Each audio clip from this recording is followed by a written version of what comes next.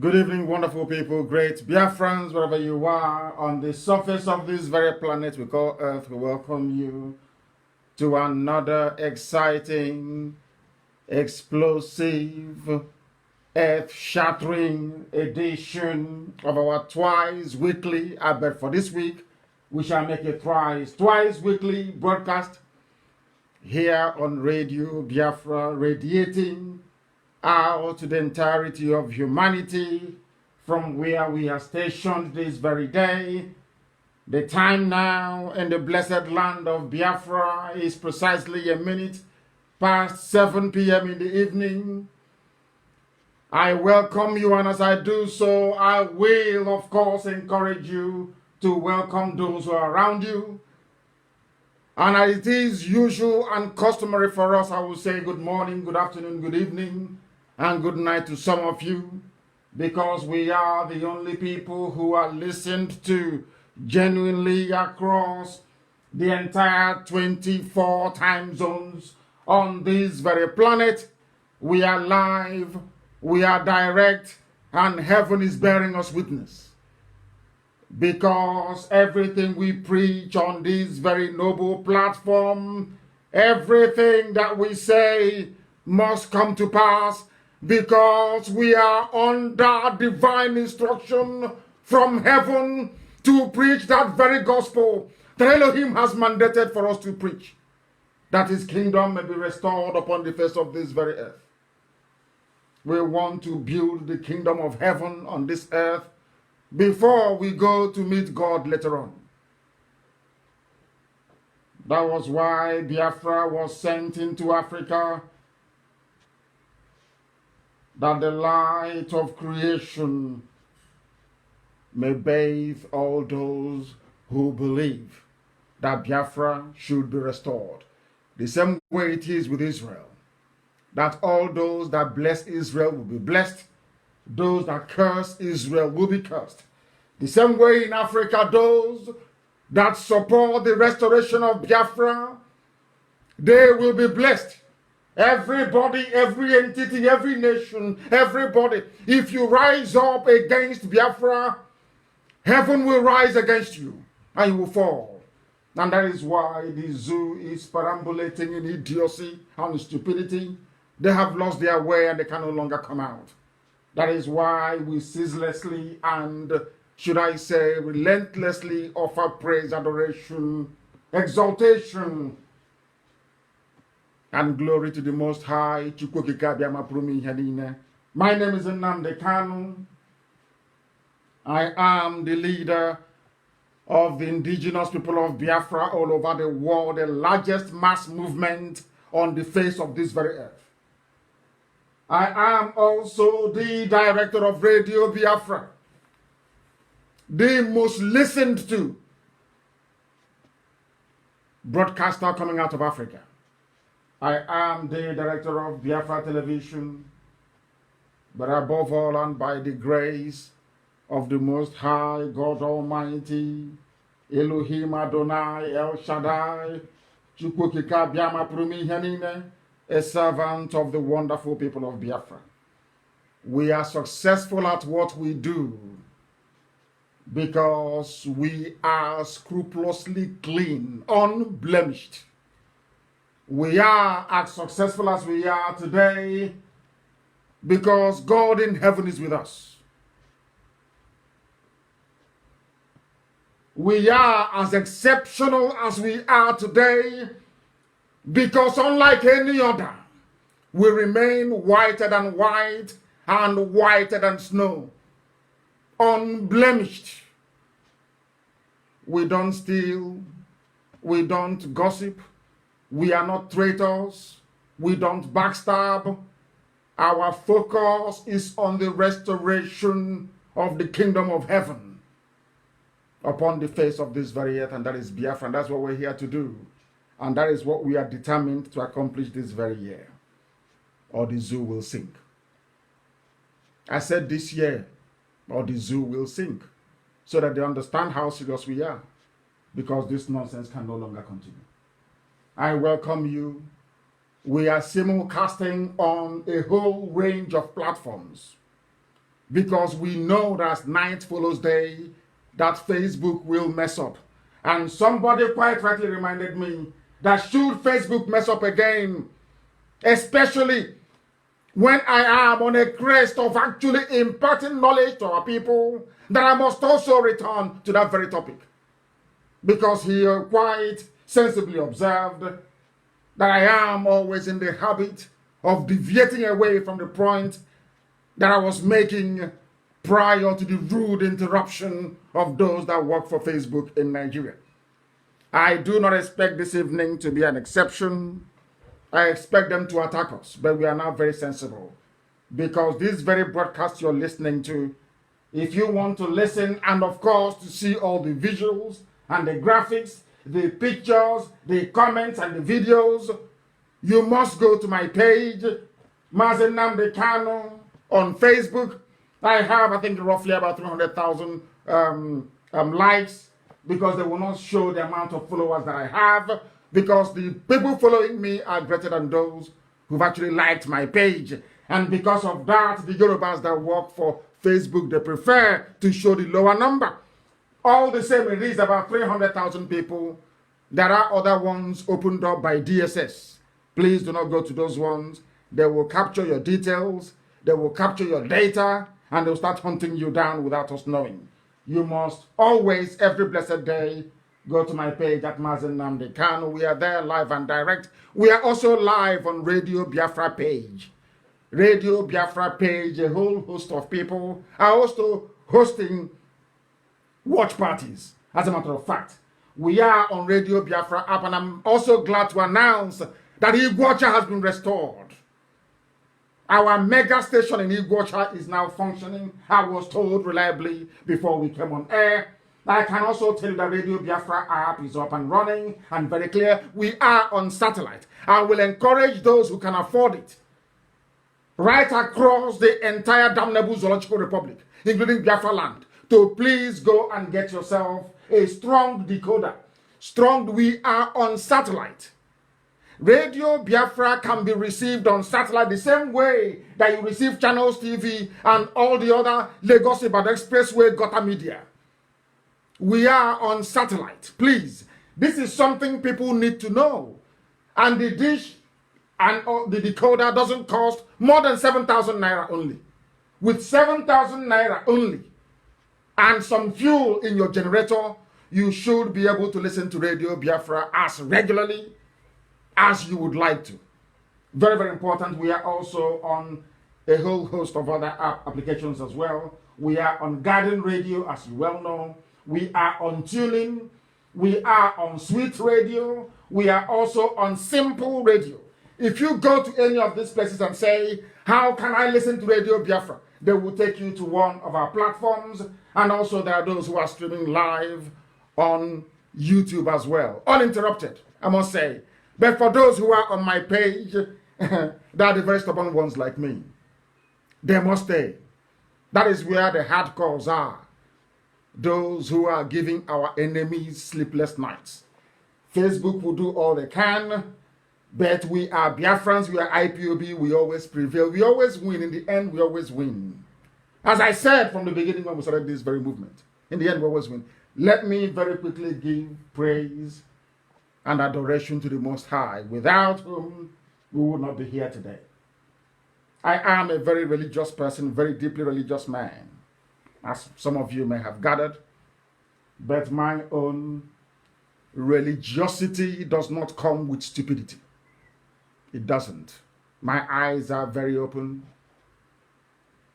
My brains are working very well, because I have the ability to discern, to know when I'm being lied to, and to also know when I'm being told the truth. Here we have chosen to speak the truth always, regardless of the consequences. That was the truth that I spoke, and they came to my house to kill me, and they killed 28 of my men. As a result of that, my parents died. I also lost my cousin, Adako, and Jack, my dog, as a result of speaking the truth. It is a very costly business, speaking the truth. But here we must speak it all the days of our lives, because that is our covenant with the Most High, whom we are now going to give every praise and adoration. I will, of course, encourage you to bow down your heads wherever you are, because we are going to preach this very gospel unadulteratedly. Hey, Oyibo, I must be exact. I have to be exact. Makandiuchu, I have to be exact. Let us pray to the Most High. I will pray in English today because there are some people that told me they'll be listening from Eastern Europe, that I should try and pray in English as well so that they too can follow. And that is what I'm going to do this very evening. Please, if we may. Because the promise of Elohim to the king of Israel, David, is this: that whoever dwells in the shelter of the Most High will always rest in the shadow of the Almighty, and that is where IPOB is today. And that is why we are untouchable, not because we are strong, not because of anything extraordinary about us, not because we are superhuman. We occupy the preeminence we enjoy today out of thy grace, O Heavenly Father. And this evening your children are gathered all over the world to say to thee that you are our refuge and our fortress, you are our Lord and our God, and in you we repose every trust. We have no strength of our own, no strength whatsoever. Though the enemies encompass us about, you are going to save your children because your words are yea and amen. You don't retract it because you're God. Once you have spoken, it must come to pass. And your promise to our ancestors is this, that Biafra will be restored. Only if we can seek your face. And this generation of IPOB, we have sought your face. We don't worship idol. Never, ever, ever. And that is why you are piloting the affairs of this very noble movement. This IPOB that we dedicate to your grace this very evening, that you may have mercy upon us, that you may confound and confuse our enemies. As always, they will flounder. They will speak things they do not know about. They think they are slandering also, Heavenly Father, but they are helping in their own little blackened way to propagate your gospel. Because those we never knew before, now they know us as a result of the work of our enemies. We give you praise and adoration. We honor thee and we bow before thee. We ask thee to come and take control, to come and take charge of our proceedings this evening. Because you said you will cover us. With your feathers, O Heavenly Father, and under your wings shall we take refuge. Today we proclaim that this very IPOB, this very unstoppable movement to restore your kingdom upon the face of the earth, as you promised the ancients, we do so singing your praise, O Heavenly Father. We do so enabled by your glory that encompasses about. We do so knowing that pestilence can never strike us down in darkness, nor shall any plague, including coronavirus, destroy your handiwork. Because many will fall. Those who never believed in us before, now they believe. Those who thought that we were mad before, as a result of all our proclamations, today they now know that we are speaking the truth that you gave us to speak. That is why everything that I utter comes to pass. Every prediction, every prophecy comes to pass in the lives of men. That is why you will have mercy upon us. And that is why Biafra will come, that we may rebuild your holy temple, restore your presence in Arochukwu as it was of old, that your blessing may dwell amongst us, and every nation will come to Biafra land to pay homage to thee, because you are eternal, because you are everlasting, because you are the Ancient of Days, you are the Lord of the hosts of all the heavens and beyond. You are, and only thee is the creator of the universe. That is why this evening we proudly proclaim that we have no other God apart from thee, that we shall not bow before any other God apart from thee, that this same God of Abraham and Isaac and of Jacob, this same God of Eri, this same God of God that begat Eri, from which Umweri and Aguleri came from where Biafra sprang from, we shall bow before thee and give you honor and praise, adoration and exaltation, now and forevermore, we pray. He said,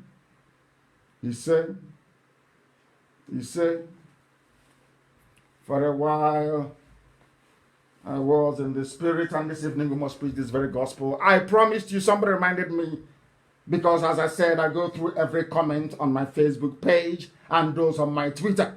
If you have not joined us on Twitter, I encourage you to do so. Try and register with Twitter and then follow me the same at Mazi Nnamdi Kanu on Twitter. I think I have about 153,000 followers on Twitter. Go and join us there for the speedy propagation of this divine gospel from heaven, that mankind may know that we mean business. And that is to restore Biafra, which is exactly what we are doing. Once again, I welcome you from the bottom of my heart. Sometimes we may disagree on some points, maybe around our direction, our dimension, perhaps sometimes bordering on our philosophy and our approach. And I also have noticed sometimes perhaps there are some slight, should I say, deviation from a point of convergence when it comes to issues that matter to our people, matters of spirituality. But here we must speak the truth, because we have determined, as directed by heaven, that the truth must be preached and spoken. We may disagree, sometimes to agree. I can assure you there are no ill feelings. We are preparing ourselves to run a very vibrant democracy in Biafra land. In Biafra land, there will be freedom of speech. It doesn't matter what it is. You have every right to say it. And let the majority decide and judge who is right and who is wrong. That is why we are very, very confident that our arguments are superior. Superior morning, noon, and night. It doesn't matter when you come. If you come, we'll crush you with facts and with figures. Because we are learned. We are learned. For those who may not know, that is why they say, why is it all the time? People say that this IPOB, that what? Because we are learned. Before we present any issue, before we tackle any problem, we distill it 4 times. Quadruple distillation of the facts. And your try and comma, we see what goes into the good part, what goes into the bad part, and what is salvageable if there is any. That is who we are, and that is where we operate. We just don't come out and run with any issue.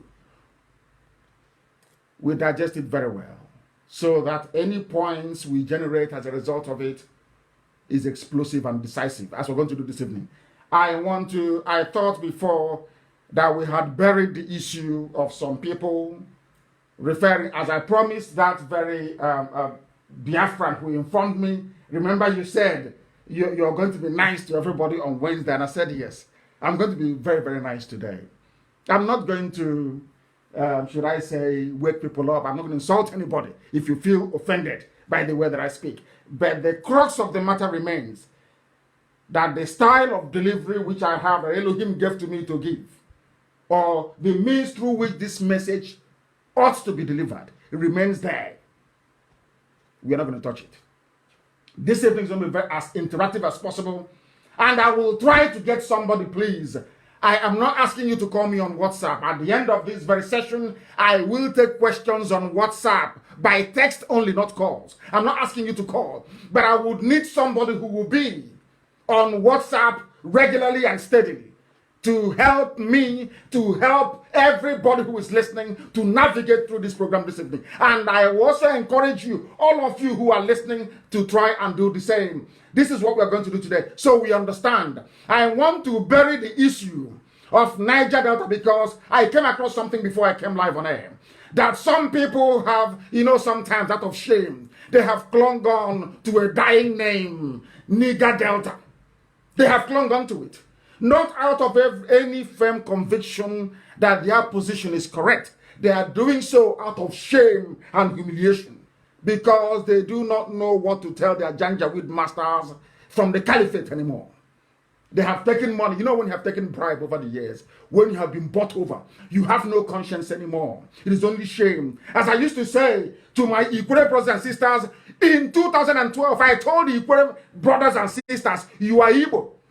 Some said, no, we are not Igbo. I said, you are Igbo. They said, no, we are not. I said, because you were trained with money, ill-gotten wealth from abandoned property. Out of shame, that is why you say Igbo is not Igbo, because you stole properties belonging to your own flesh and blood. And lo and behold, they all repented. They repented that today, as I speak to you, Ikwere is one of the strongest lands we have IPOB in. Very strong and formidable. They understand it. These are the people that I respect. When you make a mistake, you say, we made a mistake. And you repent from it. The same mistakes that the Igbos made after the war. Instead of going to Cross River, instead of going to Efi, to Bibi, to Thailand, to Ekoi, going to Oron, going to Anang, going to Izon, going to everywhere. They need to go to Shekiri, everywhere. To go even to Anioma, go to Benue, go to Egala land to say we are one. Mistakes we have made. There is something called magnanimity. When you are in a position of power, in a position of authority, it is up to you to be magnanimous. They failed to show that leadership. That's why we're suffering today. And I have apologized time and time again for the failure of the post-war leadership, especially in Igbo land, for not going and uniting their people,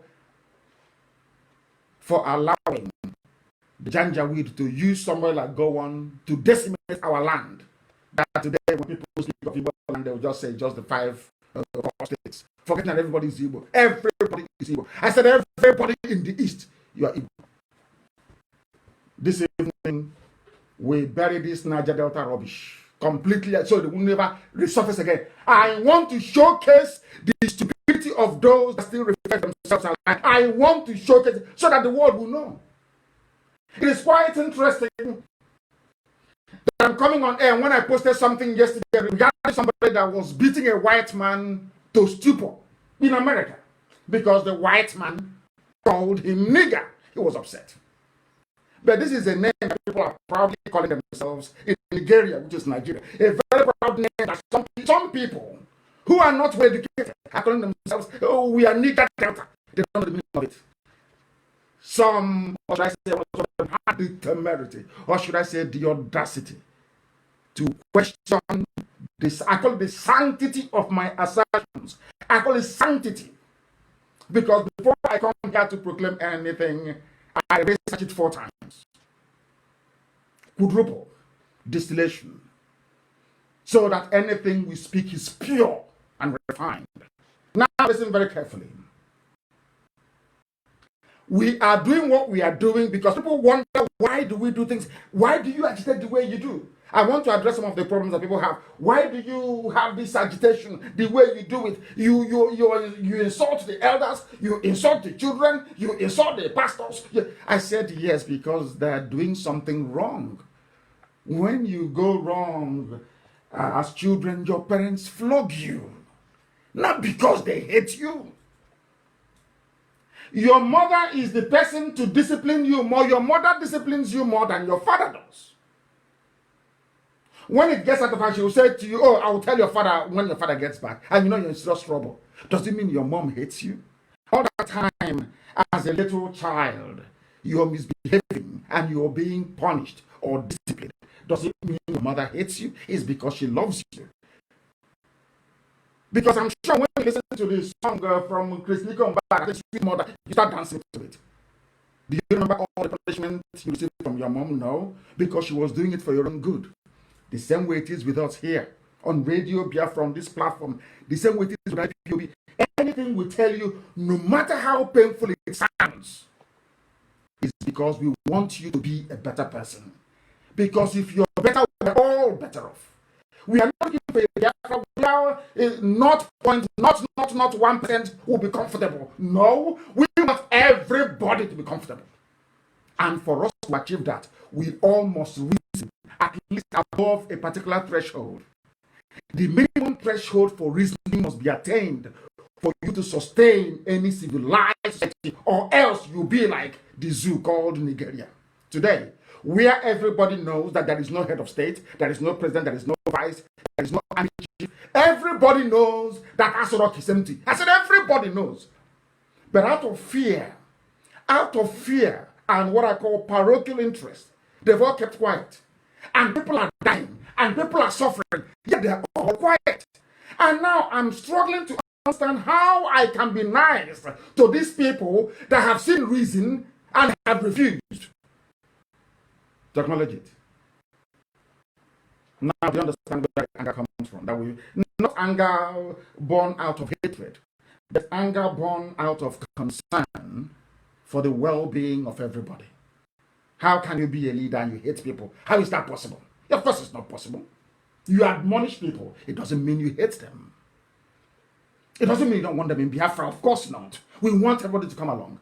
And I also want the way I tackle Yoruba is because I actually love them, as a matter of fact. I want them to change from their old bad ways and see the folly, see the mistakes they have made, take corrections and become a better people. That is it. Have I, ever since I researched and I realized how good the Hausa people are, do I castigate Hausa people? Because I know in the men they are very good people. Forget about the very horrible influence of Fulani Janjaweedism over them. The Hausa people are very good people. Do you hear me castigating them?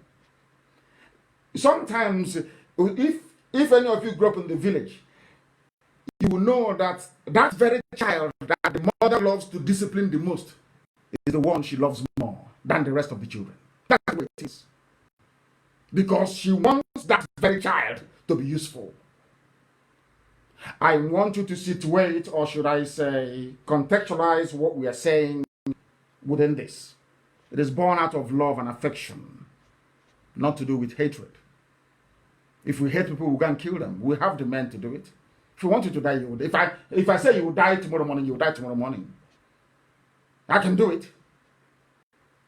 But Elohim said, no, that is not the job I sent you. You must speak sense into them. And that's exactly what we are doing. Why would you hate? I say in the village, if you hate somebody, you allow that child to put his or her finger in the fire. But if you love the child and you see the child putting his or her finger in the fire, you admonish that child. The child will cry, if you notice. Now you're going to understand us. I promised that I'm not going to insult anybody, and I won't today. But I want you to listen very, very attentively, please. The Biafra we are building is a Biafra of free men and women who can think, who can stand up and say that our president is dead. What is happening? Why are you people not following constitutional procedure? We are that they will say to those in charge, you will all go to prison. And they will all go to prison. That is the nation we want to build. Because if there are no sanctions when you break the law, anybody will do as they like. Is there anything I've told you before that is a lie?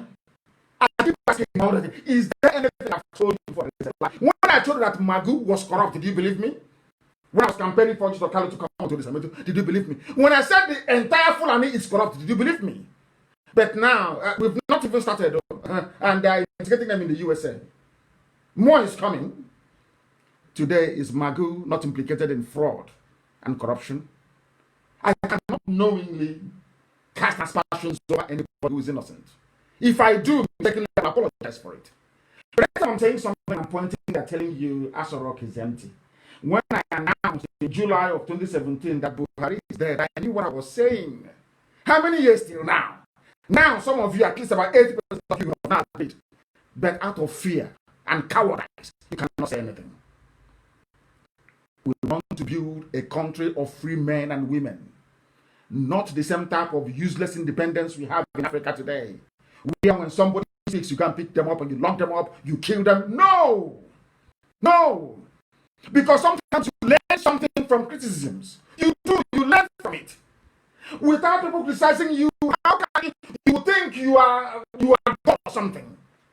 So sometimes criticisms, at least the objective ones, allow you to see yourself as a mere mortal, which we all are. And you can also learn. I've said it many times. I don't want people that sing praises all the time, no. I want to know what you're thinking genuinely and honestly within you. Because I'm going to learn from it. I always learn. I learn every day. I read every day. That is the mindset we are going to have when we go to Biafra. That every criticism is valid. Very, very valid. It may be done out of malice, it doesn't matter. At least it will keep you on your toes and remind you never to fail. It's like somebody saying to you in those days, one guy who this child will not be useful to your parents. You now go out to prove to them that you will be more than useful to your parents. That's the way it is. So you must see it that way. Now what we're going to do is very simple. I want everybody, please, those who have spare gadget, internet access, go to your internet and type in something very simple and common. Very simple and common, please. I want it posted on the page as well, please. I want it posted. Something very simple and common, not too difficult, not too complex. Just a simple Google search. Because I want to cure those in Niger Delta of their disease tonight once and for all. So that anybody saying, open his or her mouth to say, I am a Niger Deltan, you know how foolish that person is. I won't be the one to insult them. You will be the one to insult that very person. Now listen very carefully. I want you to go and look at the origin of the word Niger. Please. The origin of the word Niger. Do you know what I find? When Google returns the result for Niger, which is Niger, Niger is, you have River Niger, is that correct? You also have Niger Republic, which is French pronounced Niger, we know it's Niger. You also have a state called Niger in the zoo, called Nigeria, or Nigeria. You also have a people that hide, should I say, their ignorance under the canopy of Nigeria, which cannot be established culturally, linguistically, or socially. Because before you go into a union with the people, you must have something in common. I have established the historical and immovable, should I say, pointer as to what binds us together as Biafran people. Anybody whose mom ties two-piece wrapper. It is cultural. It is also social. And it's historical. Now, I want them to prove to me what binds a man from Ogoke. You have to travel through Ibanke, travel through Anioma, travel through Anambra, travel through Enugu. You have to travel through Ebonyi to get to Ogoke. I just want the rationale. I want to understand the rationale behind anybody putting a Bini man, Bini, and somebody from Ogoja, based on what? I ask them. They cannot answer me. Have you done what I asked you to do, please? Have you Googled Niger? Say, where did the word Niger come from? It's something so simple and easy. Where did it come from? From where? You will notice something immediately. Do you know what you notice? You will notice that there is nothing called Niger. Actually, it's actually nigger. Every result you see returned is nigger. Not Niger anymore. It's nigger.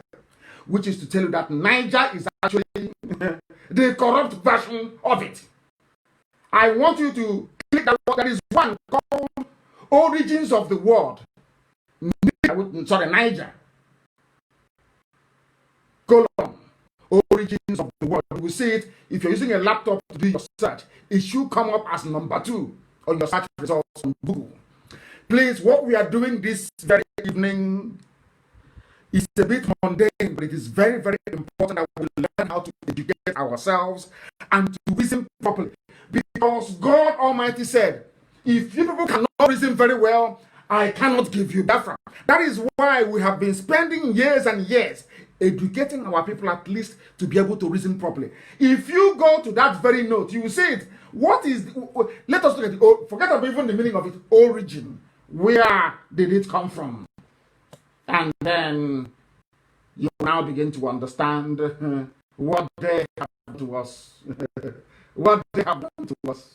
Nobody knows. Now, what they say here is Nigrita. Nigritia. Now, Nigritia is a region in Central Africa nearly equivalent to Sudan, the home of the most pronounced type of Negro race. Negro race.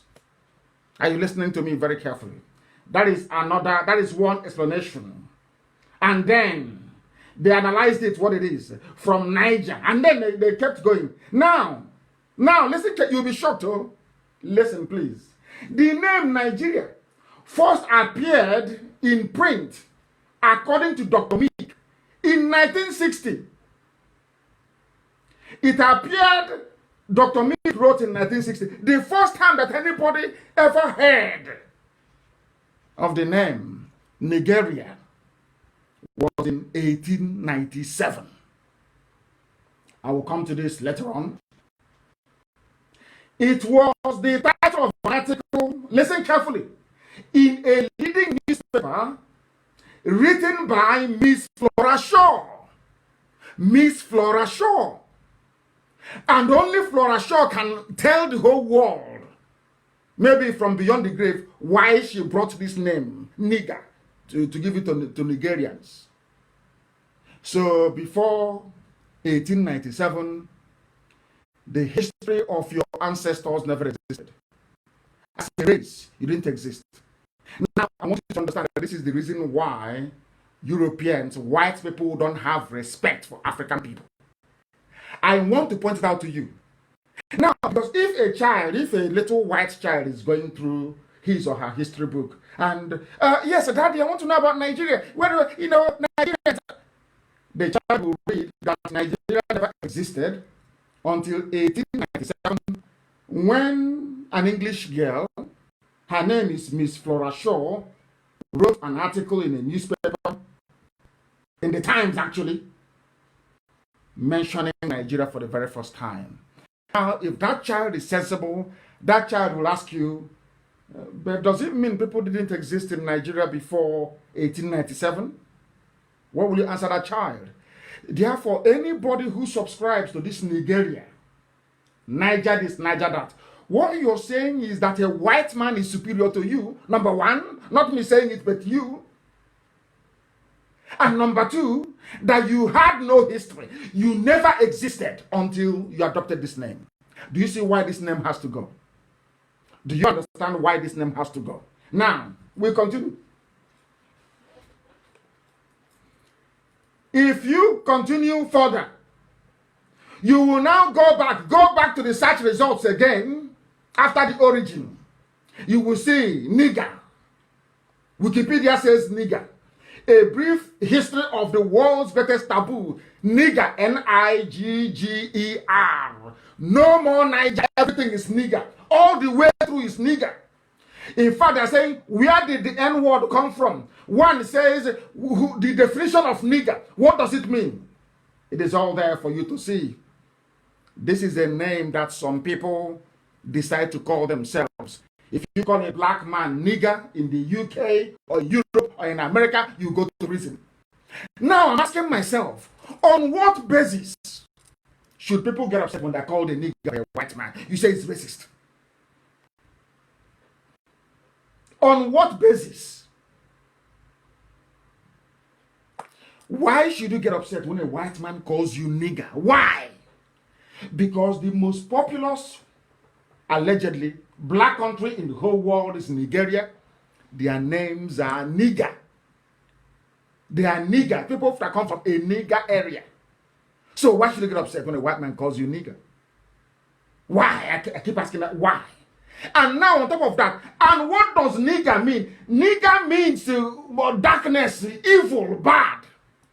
You are in Nigeria, a place called Niger, and somebody is saying that even our own delta, where a river, which is Orimiri, flows into the sea, they are putting on the apparel of another nigger. Inside the nigger already, double darkness. And that's why I want that picture posted of Nigeria to see how dark it is in the southern part of Biafra, in the coastal region. People don't know when they use their mouth to bring curse upon themselves. And I keep asking them, You have given birth to a son or a child, or maybe you are planning to get married one day to give birth to children.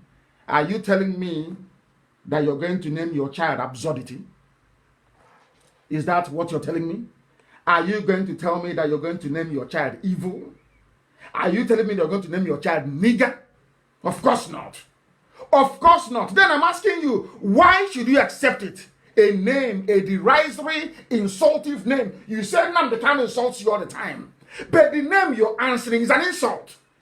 The white girl that gave it to you didn't give it to you out of love or any care or concern. Gave it to you out of derision. She wanted to dehumanize you. They anglicized it. Nigeria is nigger. That's the correct one. That is why, can you see that if you go to Google and you put in where did the word Niger, didn't put nigger, where did the word Niger, everything you see is nigger all the way through. Because they can't lie. Can you see it now? So when you say I'm a proud Nigerian, you're saying I'm a proud darkness. Let me go to somebody have sent it to me. I don't have their name. Their name is not here. Somebody sent this thing to me on WhatsApp right now as we speak. Let me see what the person's name is. See if we have their name here. He's a retired professor. I will not mention his name. He is a retired professor of medicine and biomedical engineering at UNN. He sent this thing to me. I won't mention his name. But right now, he is a visiting professor to Futo. These are the people that listen to us. He sent me something now, which means he is following. And Prof, thank you very much. He is following. He sent me the Wikipedia. He sent me the origins of the word. And also, he's asking for Niger. Don't forget. But they're sending him resources on nigger. Everywhere is nigger. Now, do you understand it? Now, do you understand where you curse yourself? You brought shame upon yourself. And you want white people to feel sorry for you. Whereas the name you're answering is exactly how they're treating you. They treat you like a nigger. And you're upset. And you're crying. And you're saying Black Lives Matter. Whereas there is a place, in fact, even two countries. One is a nigger. The other one is nigger area. Does that make sense to you? I keep asking you, does it mean that somebody from Obosh has a relationship with somebody from Niamey in Niger Republic? But it's still nigger. And the funniest and most painful part is that there are black people willing to die to defend an insultive name given to them by a white girl. That is, when you think about it, you become shocked to the bone marrow. You're telling me that people are prepared to go to war, to kill themselves, to arrest you, to detain you without trial, over a name given to them in 1897, not even mentioned by a white girl. I don't know the name of the people. I just saying, they look black and they're nigger. Just nigger. Now you understand this? And let me tell you, read on Wikipedia to understand. When I say, so as a Nigerian, you are already insulting yourself. Not Nnamdi Kanu insulting you. You are an insult to yourself. I want to bury this whole Niger Delta rubbish. You are in a nigger area. And you're naming a part of the land of God Almighty in heaven. Nigger. I think you must be, I'm not insulting anybody, but I think they must be mad. Honestly. In the land of the Most High, do you know you are occupying the center of the earth? 0 latitude and 0 longitude. The very epicenter of humanity. And do you also know that the continent of Africa, every other continent have moved? Only Africa remains in one place. Are you aware of that? I'm sure some of you may have heard of tectonic plates, about, volcanic, should I say, the happenings that goes on in the earth crust, expanding the continents. So you don't know that at the time that South America and Africa were together as one plate, and South America broke off. All of them have been drifting. That is why you have earthquakes and volcanic eruptions. Don't you know that? Because the earth is like a plate, it's like a glass. It's sitting on a molten magma. So it's always moving and shifting. But only Africa has remained in one place. It has never moved. In one place, it has never moved. And you, that you represent light itself, A little white girl was sent by the Times newspaper of London, came to Africa. After traveling into, he decided to write about niggers, and they gave it to you as a name, and you adopted it. You're a nigger. That is the highest insult in the world. And you're telling me, somebody is now telling me that I'm insulting them. When you are a bundle of insult to yourself, you are any day you say, I'm a Nigerian, you are insult, you are a nigger. Niger, call it, slang it however you like. You are a nigger. And I'll tell you what it means. So that the enormity of your, should I say, ignorance, let me not say stupidity, can be driven home. Listen, according to Wikipedia. We asked them about Niger, so Wikipedia knows that there's nothing called Niger, it is nigger. Forget all the semantics, it's nigger. We asked, according to Professor, he's emeritus actually, he sent me this very link, and I want to read it for you, what Niger means. Let me call it Niger, or Nigeria, what it means. In the English language, this is according to Wikipedia, the word Niger, or nigger, is an ethnic slur. Ethnic slur, which means it is used as insinuation or allegations about members of a given ethnicity, or to refer to them in a derogatory, pejorative, or otherwise insulting manner. Hey!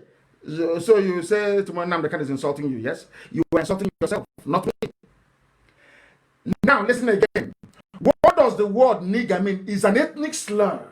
It is a name used to refer to people in a derogatory manner, in an insultive manner, in a pejorative manner.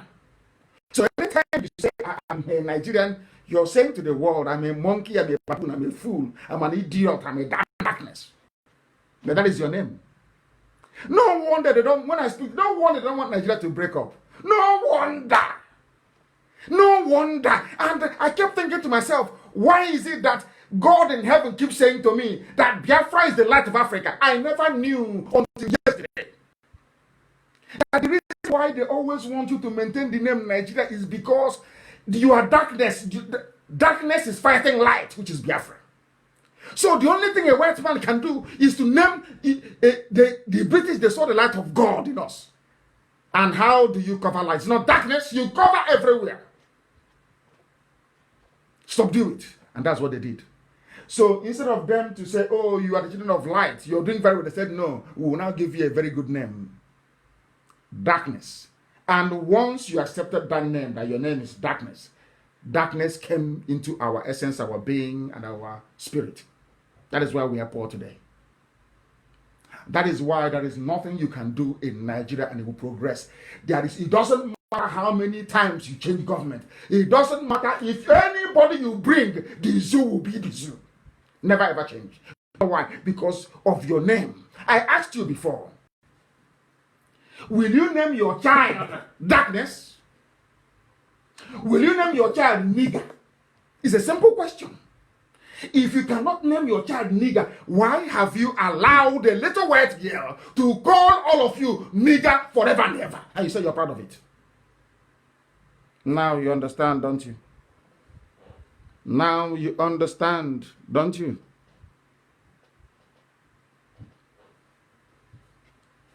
This is why you're being killed. Because of this name, because of this darkness. That is why things are happening in the zoo and nobody cares to know about it. And after tonight, are you still going to call yourself a Niger Delta? Or a Niger Deltan? Or a Nigerian? Or from Niger State? Niger State is Niger State. And you want something good to come out of it? Hey, it is actually Spanish for Negro, and the descendant of the Latin adjective negro. That's what it is, which means darkness, black, darkness, evil. It was used derogatorily, especially in the USA. It's a racist insult. A racist insult. That is your name as a people. And you're telling me that you're ever going to progress from it. I doubt that very much. That is why your name follows you everywhere you go to. Follows you all the time. Who can give a birth to a child and name the child absurdity? Can you do that? Can you name your daughter, your beautiful child, absurdity? But that's what you're answering as a Nigerian. A racist slur. You have no shame. I'm sorry, I said I'm not going to insult anyone today. When we say some of these things, now you can appreciate where we're coming from. Now you can. Please, what we are doing here is to free people from their mental slavery. Because we're not going to take people who cannot reason very well into Biafra land. We cannot take you. There's no need. We need people who can reason. And please try and put it up. Mental slavery is what we are trying to treat here. The white folks in the USA and before that Europe did not destroy the fabric of the black man with overwhelming force or brutality. Although, we worked in the USA for 250 years without pay. We gave America 250 years of free labor. In fact, they even made gain. After working for them for free, they still sell us and make profit on top of it. Do you know how the white man achieved the subjugation of a black man? Because they succeeded in diverting our attention away from a thought process that will lead us to intelligence. Intelligence is the key. And what leads you to intelligence is the ability to reason. You must be able to reason properly. That is the pain I'm going through every day. How can black people reason? How can they reason beyond their useless, sentiment?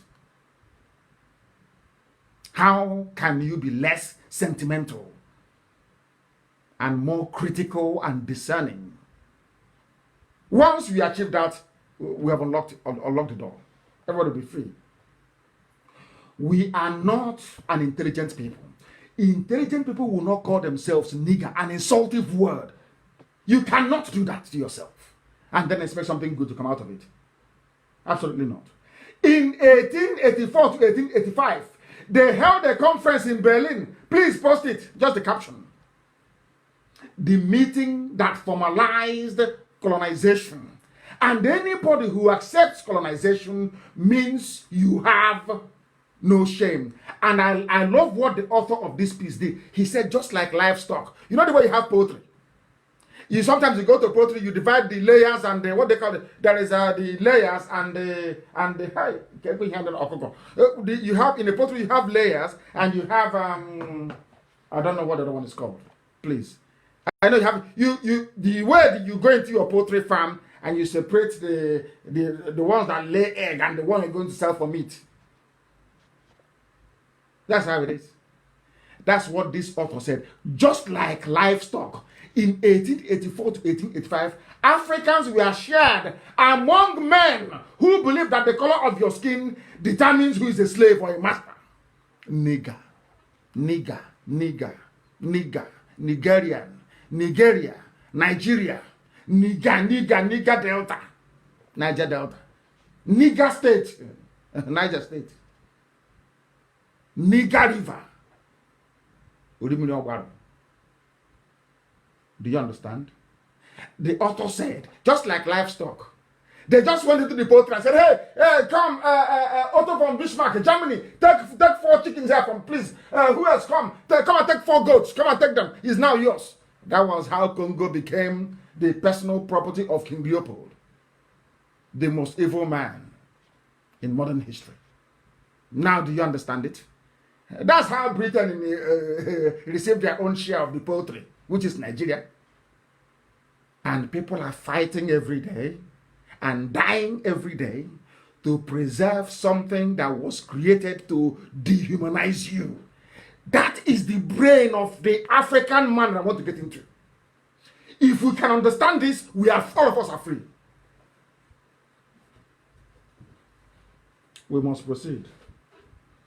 There is a question I've been asking myself over and over again. Why is it that a black man is prepared to kill for and be killed for something a white man created to enslave him? Can somebody answer that question, please? We must defend Nigeria. Nigeria is the one Nigeria. And I kept wondering, why is it that meeting after meeting, diplomatic meeting after diplomatic, I hear the same thing. But don't you think you can do something and leave Nigeria as one? I don't know. It was when they were trying to shield us away from the truth. That is why when you mention Biafra at the UN, they all get up and they run away. They know we represent the light.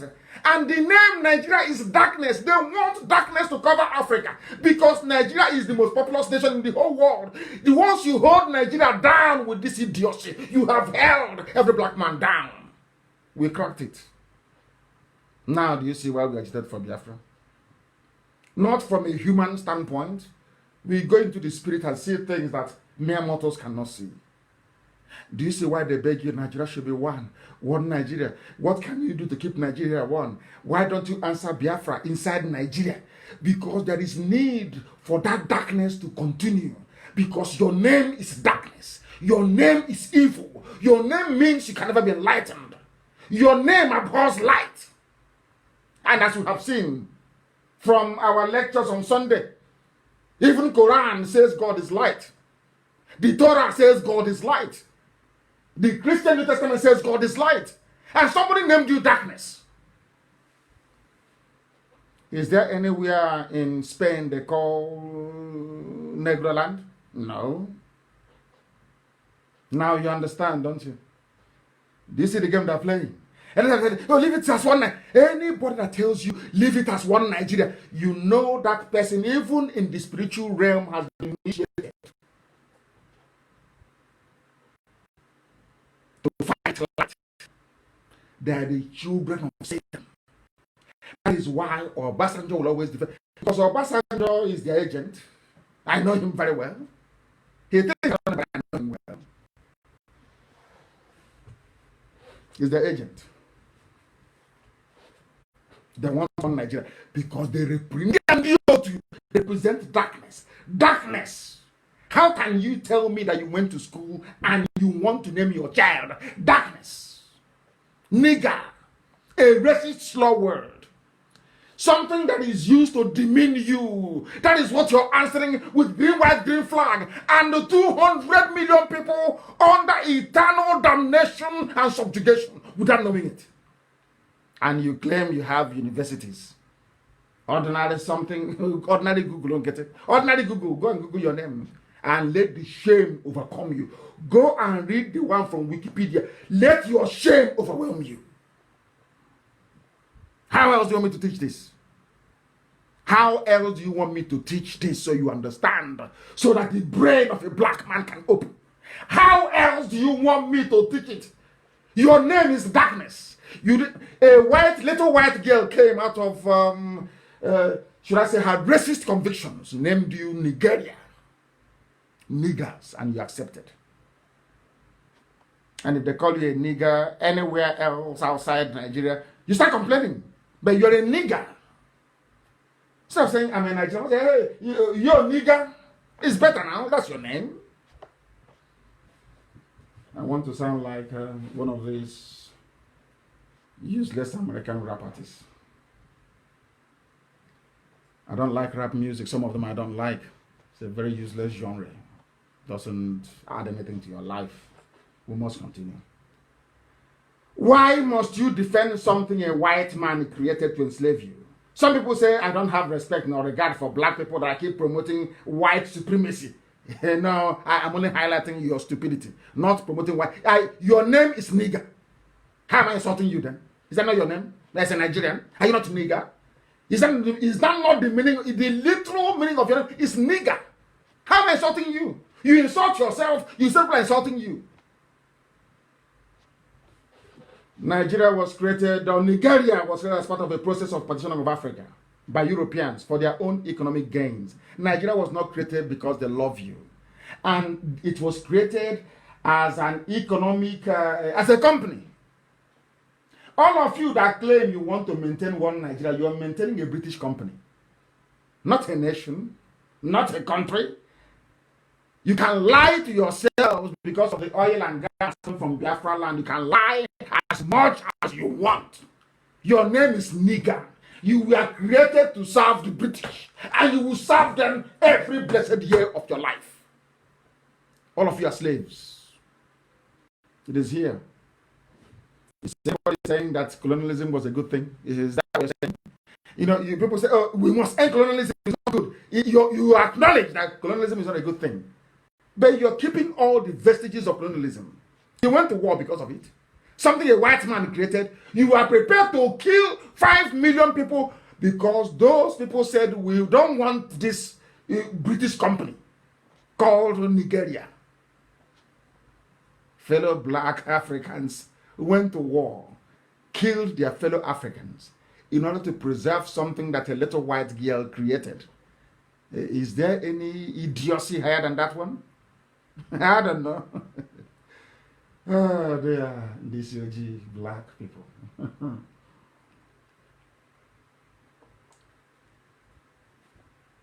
What was the outcome of colonialism, if not the creation of contraptions like Nigeria?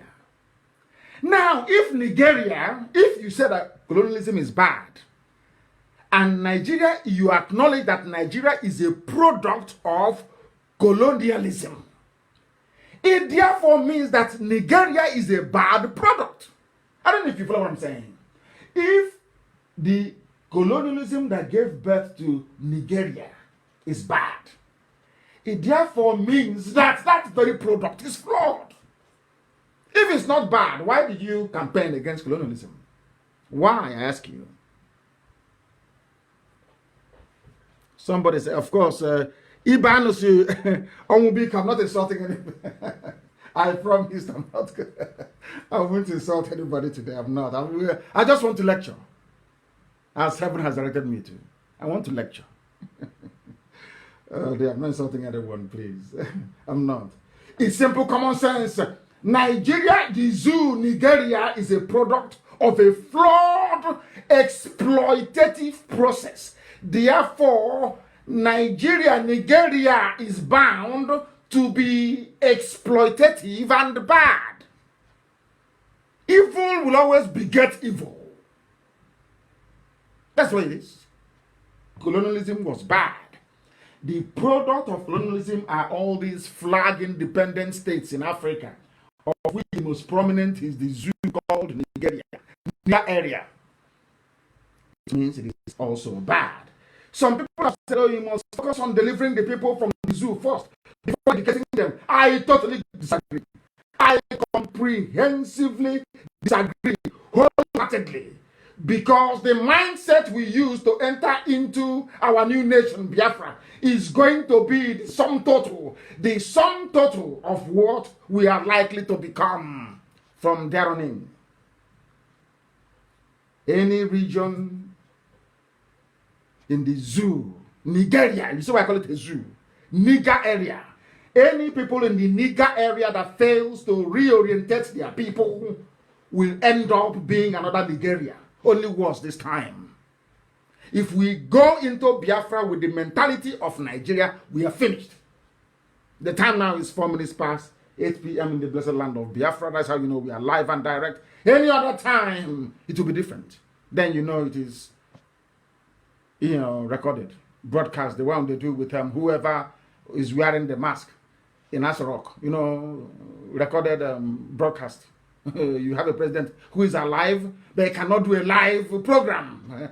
Only in the zoo, only in Nigeria. And anyway, I said I won't insult anyone. Let's proceed.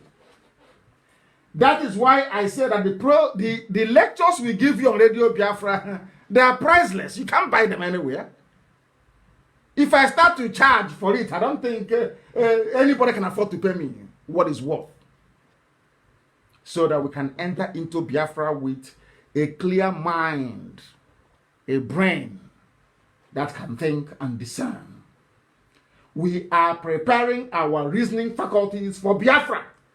Africans, we are taught to fight colonialism, but not to adequately identify and resist neo-colonialism. Azikiwe, Awolowo, Ahmadu Bello, they may have fought, so they claim, but of course we know it was America after the Second World War that told Europe to get away from Africa. It's not what you did in Africa that stopped them. It was America saying, enough of this rubbish, get away from Africa, and they all ran away. As it happened with the Suez Canal and Eden. If you don't know, let me tell you.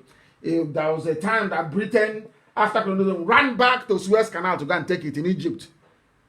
And American president, I think it was Truman, is it Roosevelt or Truman? I can't remember. Either Roosevelt or Truman said to Eden, the British Prime Minister, to come on, get away from Suez Canal. One phone call, and the British withdrew and gave Gamal Abdel Nasser Suez Canal. And Egypt has it till today.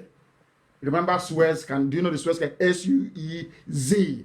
S-U-E-Z. The Suez Canal that cuts down the journey. Because before, every ship from Europe traveling to India or traveling to the Gulf of Aden will have to pass through the Cape of Good Hope, go around Africa, and then go up again through the Indian Ocean into the Arabian Gulf. But the Suez Canal made it possible. They control it, they open it, and the ships can pass, and they charge for it.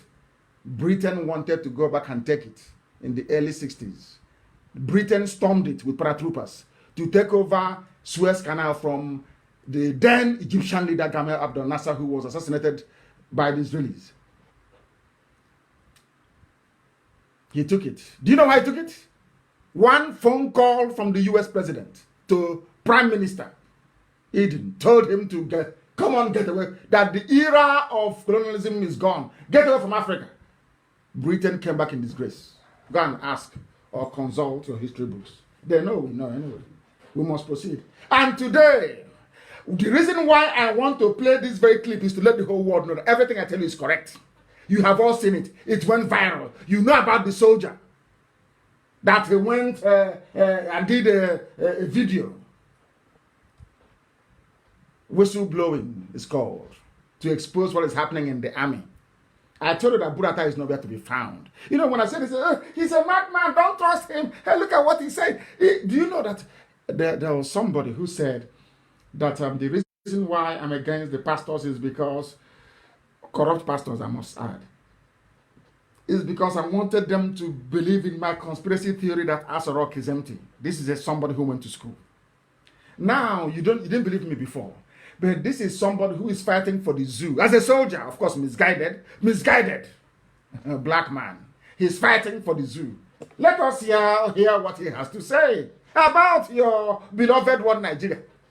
Anything I tell you, anybody who doubts anything I say, you know that person is an agent of Lucifer. I cannot mislead our people. The God that sent me to preach this gospel won't even allow me to.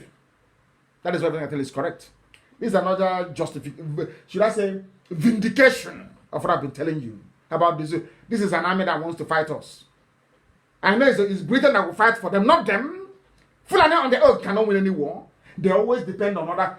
Now that Chad said they won't help them again, Cameroon said they are not helping you again, and Niger Republic. Have you seen that Nigerian army is all over the place? They cannot win a war.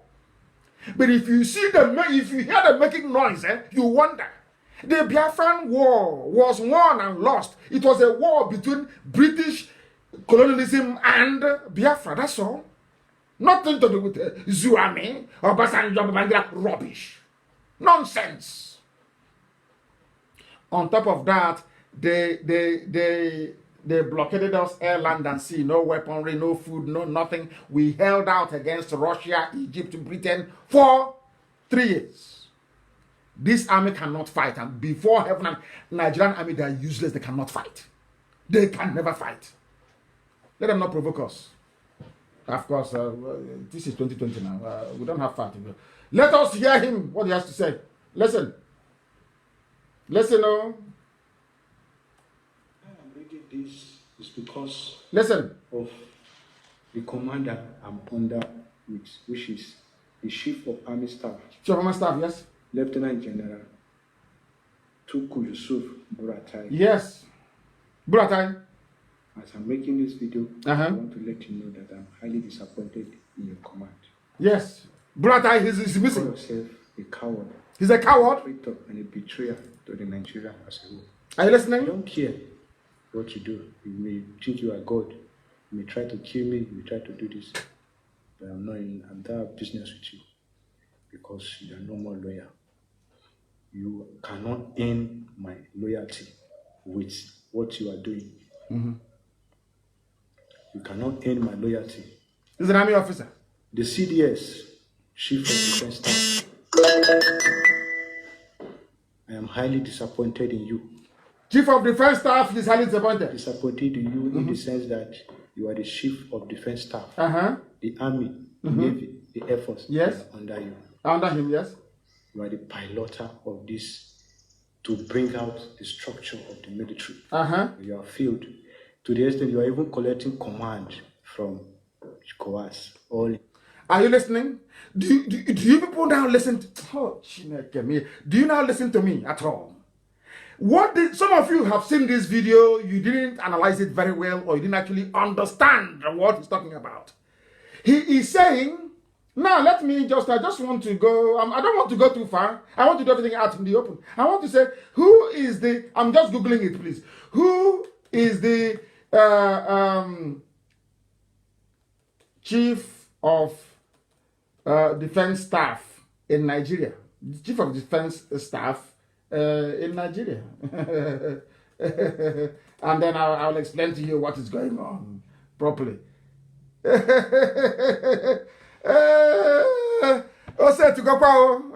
He's a Yoruba man.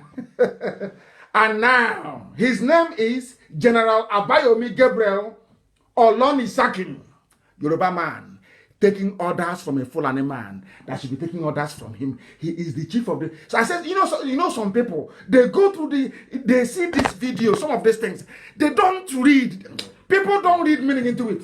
Listen, they don't read meaning into it. After this video, let's go back a little bit. Loyalty. Listen. I know after this video, you may come. No. I want to go back a little bit. The military. It says that you are the Chief of Defense Staff. Chief of Defense Staff. The Army, the Navy, the Air Force, they are on. Olanisakin is Chief of Defense Staff. So he's in charge of Army, in charge of Navy, in charge of Air Force. That is the meaning of Chief of Defense Staff. All the other service chiefs report to him. Now listen. This is when I said this, they say you hate Yoruba. I don't hate Yoruba, but Yoruba, your cowardice is what is affecting my soul. It's affecting my brain. Yoruba, you do this time and time and time again. You are higher than somebody who is a janjaweed. Why must you? If I say this, they say it's propaganda. Nnamdi Kanu with his propaganda. This is from an army officer. They've arrested him today. He's an army officer. He is saying it. What this man is telling you is that the Yoruba officers serving in the army, that they are cowards. That's what he's telling you. That's what he's telling you. That's what he's saying. Not me. If not, why would somebody who is the chief of defense, entire defense structure, General Abayomi Gabriel Olonisakin, why would you report to Buratai, who should be reporting to you? Hey! Do you see why we need these lectures? Do you see why it is important? Because in Biafra land, it will never be like this. You must obey the chain. You see what Fulanis have done to people. Everything is upside down. Constitution upside down. The legal system upside down. Everything is upside down. Including the reporting, the chain of command in the army. Or should I say the defense sector. That should be sacrosanct. Because that is why they don't want to put a Biafran there. They know the Biafran will say no, report to me. They put a Yoruba man. Oh yes, member. And when I say it, the Yorubas will get upset. Don't be upset. I'm telling you, you people need to change. That is what he's saying. Let's listen to him again, please. This soldier. Listen. You are the piloter of this to bring out the structure of the military. You are failed to the extent you are even collecting command from COAS. You know who's COAS? Chief of Army Staff. This young man is saying that Abayomi Gabriel Olanisakin, you have failed. Now, these are the people you expect to defend you against Boko Haram, against ISIS in West Africa, against Al-Qaeda in the Maghreb, against Ansuri, against Imiet Yala. Do you see that the Yorubas in Nigerian army, that they're a waste of space? They just have rank for nothing. Waste of space.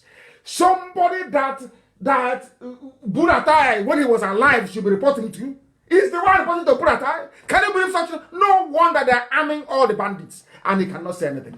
This is from a Nigerian soldier. Now you understand why we say the things we say and why we say them the way we say them.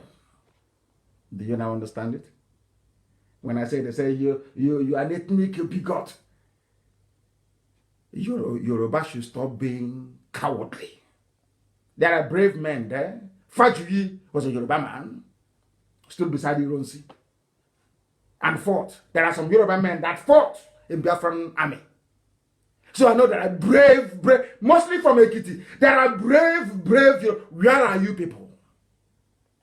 Why do you allow people like this man, or Lonnie Cassin, or whatever it's called, to bring dishonor to you people? Why?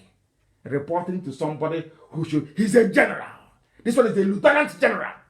A general is higher than a lieutenant general, isn't it? Unbelievable. Unbelievable. Unbelievable. Hey, Yoruba, why are you like this? Why? Why are you? Why can't people be brave for once? Be brave. Call a spade a spade. Be brave. Be brave. Hi.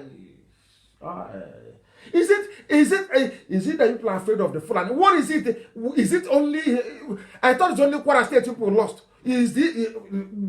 What type of damage did the Fulani do to you people that you are afraid? Even a friend that you are higher than in rank, you are terrified of him. Why? Yoruba, why? No wonder when the chief of defense staff is a Yoruba man, he's scared, he cannot do anything, and chief of army staff is dead. He died, he contracted corona, he's dead. That is why today 240 persons were killed, within 6 days. 240 persons killed by Boko Haram bandits within 6 days in northern Nigeria, according to a group. Abdul Aziz Suleiman, I don't know what is CNG? What is the meaning of CNG? Coalition of Northern Groups, in a statement today said Nigerians have steadily lost confidence in the ability of the authorities to reverse the uncertainties arising from the cyclical violence which has continued to ravage the country. Who are carrying out the violence? Janjaweed. Who's in charge of the army? Janjaweed. In fact, the Yorubas they have are just OES member. They report to their juniors. And you think this army can win any war? Oh dear. Oh, we're only a few months away. We shall see. Have you seen your zoo? 240 people dead, slaughtered. People are dying every place. Let me tell you the problem I have with a Nigerian, a Nigerian, so to speak. A Nigerian cannot reason. Your average Nigerian cannot reason. People from this darkness, they cannot see. They are not enlightened. They are not. There is every sign that things are not okay. You don't have a head of state, you don't have a president, you don't have any vice. There is no chief of army staff. Who is the main man? The chief of defense staff is afraid. What sort of country is that? Are you people all blind? You cannot see? Or you cannot reason? How can you have a president and such rubbish is happening? How can you have a president that demolishing your embassy in Ghana? You have a president and they're kicking you out in Congo. What sort of people are you? Why can't you reason, for goodness sake? Why? Because you're afraid. No, that's Nnamdi, Kanu. If he gets his Biafra, we won't get oil and gas. So all the Yoruba billionaires will go bankrupt overnight because they depend on oil, isn't it? And gas to make their billions. That's what they say. We support Niger Delta. Don't encroach into Niger Delta. They think we are daft. We know their game. As if you love the so-called Niger Delta. Do you? Do you? Oh no, so Alakija and Otedola and Tinubu with their oil companies, they can be allocating, sharing all the money, oil blocks, everything. You think we are stupid? We don't know.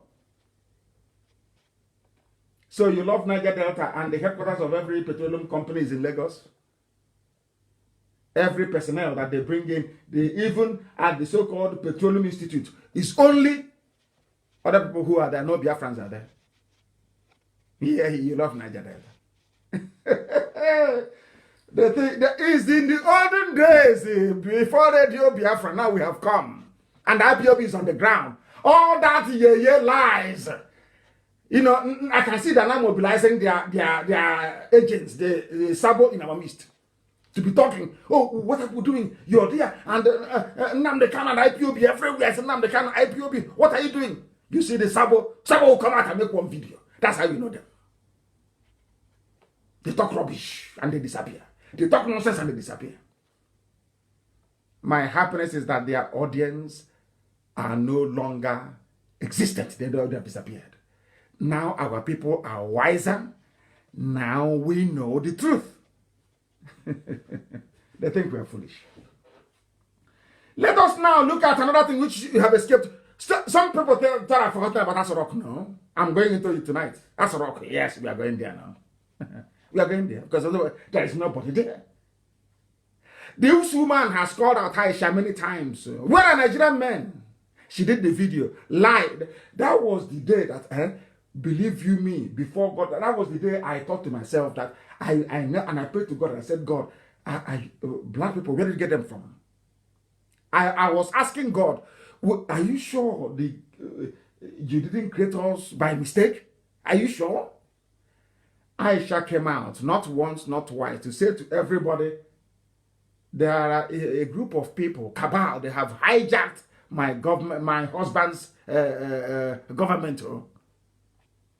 Everybody kept that. I'm like, hey, Madam said some cabal, they took her husband's government as a joke. She was crying for help. That time, Abakari had the upper hand. They humiliated her, not once, not twice. Now Abakari is dead and she's the one in charge. The other day they were trying to remind her that she's a woman, that she shouldn't be in charge. But now I'm happy that all her privileges have been returned to her. And I keep asking people, those that knew the old Buhari, are you telling me that if you are in your house and you're upstairs and there's a gunshot and your wife is being humiliated, you will just sit there and do nothing? Let me tell you, I say, oh, maybe he's incapacitated. Oh, let's 2023 come, he's not feeling well. He's like, you see how people, because you're in a zoo, you're in darkness. You cannot see the truth. You cannot speak the truth. You cannot. Let me tell you what is going on. There's a very simple experiment and it's homework before, because I'm going to run a live AM interactive program on Friday. Just phoning. I won't do anything. People just phoning me. I'll be answering questions on Friday mornings. I'll be doing that now. Let me ask you to do this homework for me, please. Do you know that if you go to Aso Rock all the time, they will say to you, oh, the governor of Borno State came to visit. Is that correct? Oh, the Upper of Benin came to visit. Oh, the Alafin of Oyo came to visit. Or maybe even Osibajo came to see him. Or Boss Mustafa. Or Ibrahim Gambari. Yes. Let me tell you definitively why there is nobody there. Forget all these boys wearing masks, all these Aisha boyfriends. Rubbish. Do you know the funniest thing?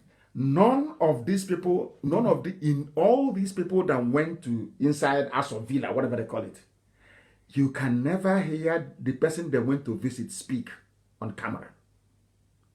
What usually happens is that after they said, Mr. Bala Usman went into Aso Rock to see Mr. President, and I saw him, and they discussed. They talked about agriculture. They talked about cow. They talked about how many cows in Daura farm. Do you hear the person that went to visit speak? After speaking, the next thing you hear, he's outside giving an interview. You will never hear from the so-called president. I said, check every video this year of the so-called visitors to Aso Rock. See if there is a one clip. Even when what's his name, the Africa Development Bank, the guy that stole money, the Yoruba man that stole money at the Africa Development Bank, I've forgotten his name, the ADB chairman.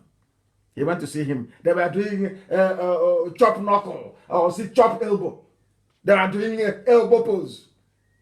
You saw the man, the young man, because I'm sure I'm older than him. You saw him after speaking, he left. The person he was doing chop elbow with never spoke a word.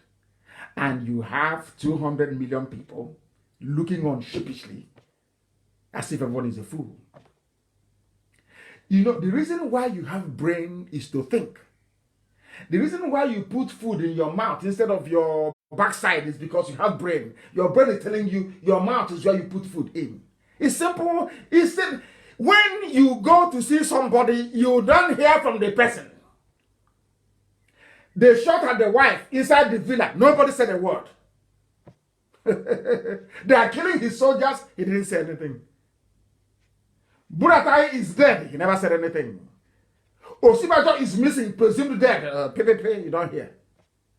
And all of you got together. And out of all these, should I say, abundant evidence, you still decided in your brains to say there is a Buhari inside that song. Now you can now see the reason why maybe that was what Flora Shaw saw in you people that led her to say, to name you darkness, nigger. Do you see? They say somebody's, the name you bear will follow you always. You answer darkness. And darkness has descended on you. Not just metaphorically, but literally. It is there with you. That is why you cannot see. Some is not that Tinubu or Basanjo, the Yoruba ruling class, don't know. They know. They know all these things. But as they sit down, they agonize.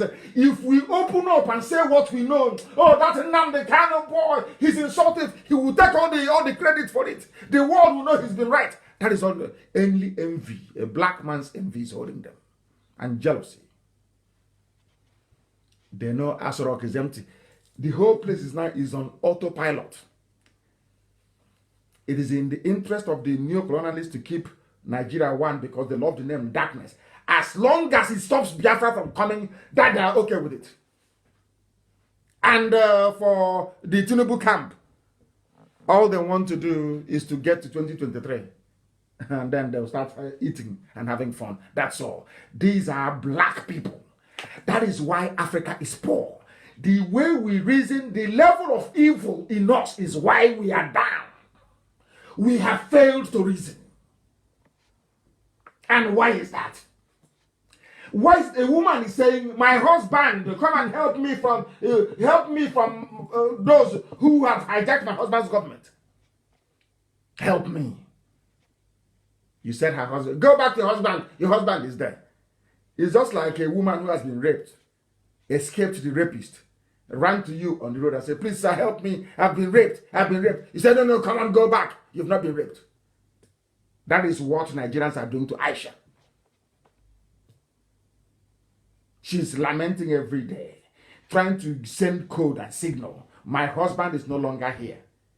And I keep asking people, as a man, you that is defending the indefensible, you are living in Abuja, Lagos, Enugu, Iguacha, name it, Kaduna, Zaria. Are you telling me in your own house?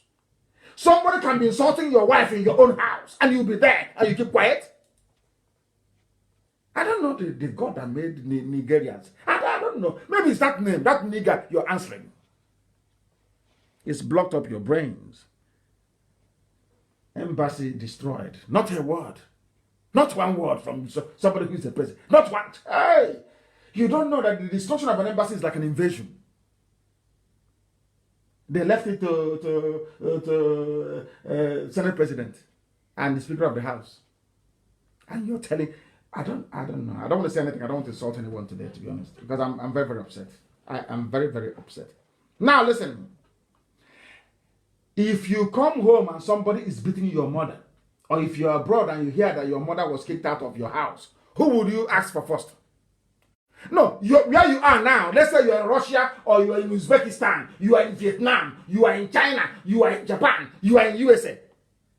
Your father is alive, allegedly. Your mother is alive, allegedly. Two of them are living together, maybe somewhere in Asho, in Abuja. And you got a phone call. Oh, that there's a gunshot in your house, so there's people insulting your mother in your house. Who will you call first? Simple question. Who will you call first? You will call your father and you say, Papa or Dad, what are you doing? Are you there and this is happening? It's common sense. What is wrong with black people?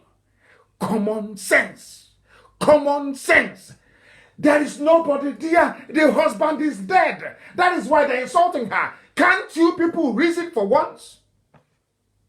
Hey, my good. Black people. Black people. You ask for your father first. Now, why do you have... Somebody wrote a very compelling piece. I'll get his name later.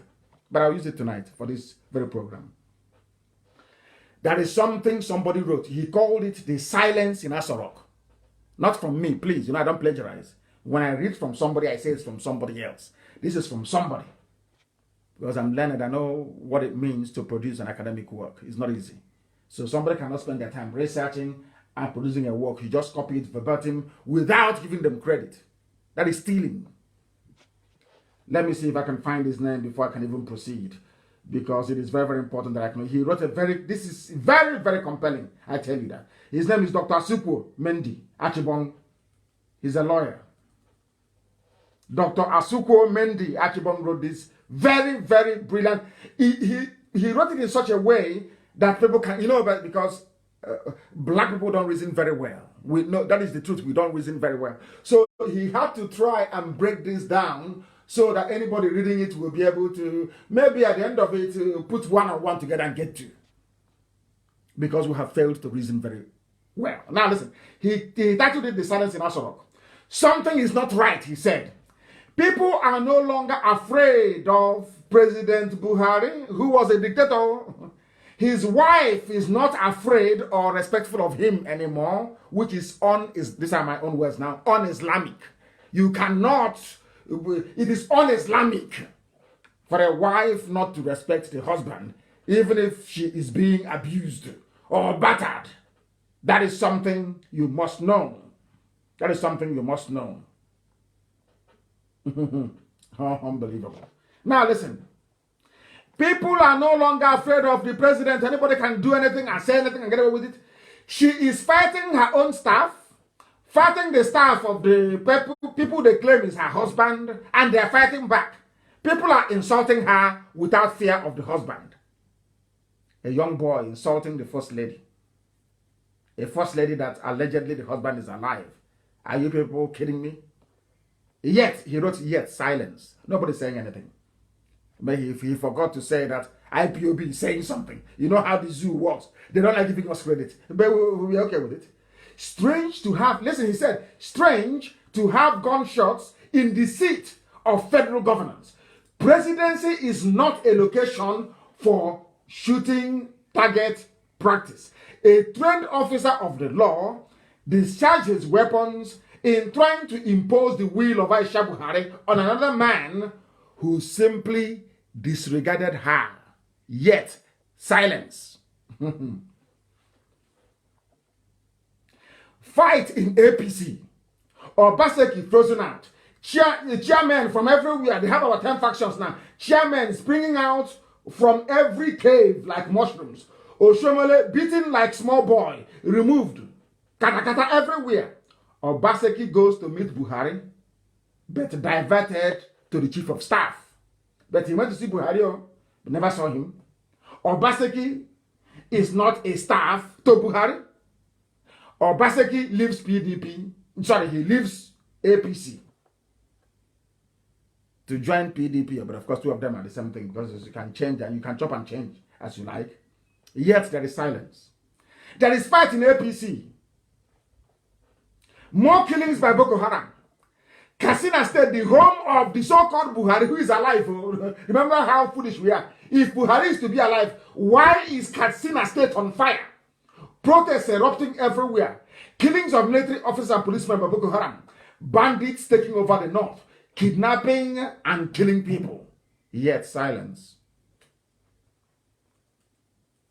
You have service chiefs who are staying. They have stayed way beyond their tenure. Despite being ineffective, they are still in office because nobody to sack them. There is no head of state. They all know the trick. If you call them, they'll tell you, don't allow me to talk. Oh, they say, okay, carry on, carry on, carry on. That's what they're doing.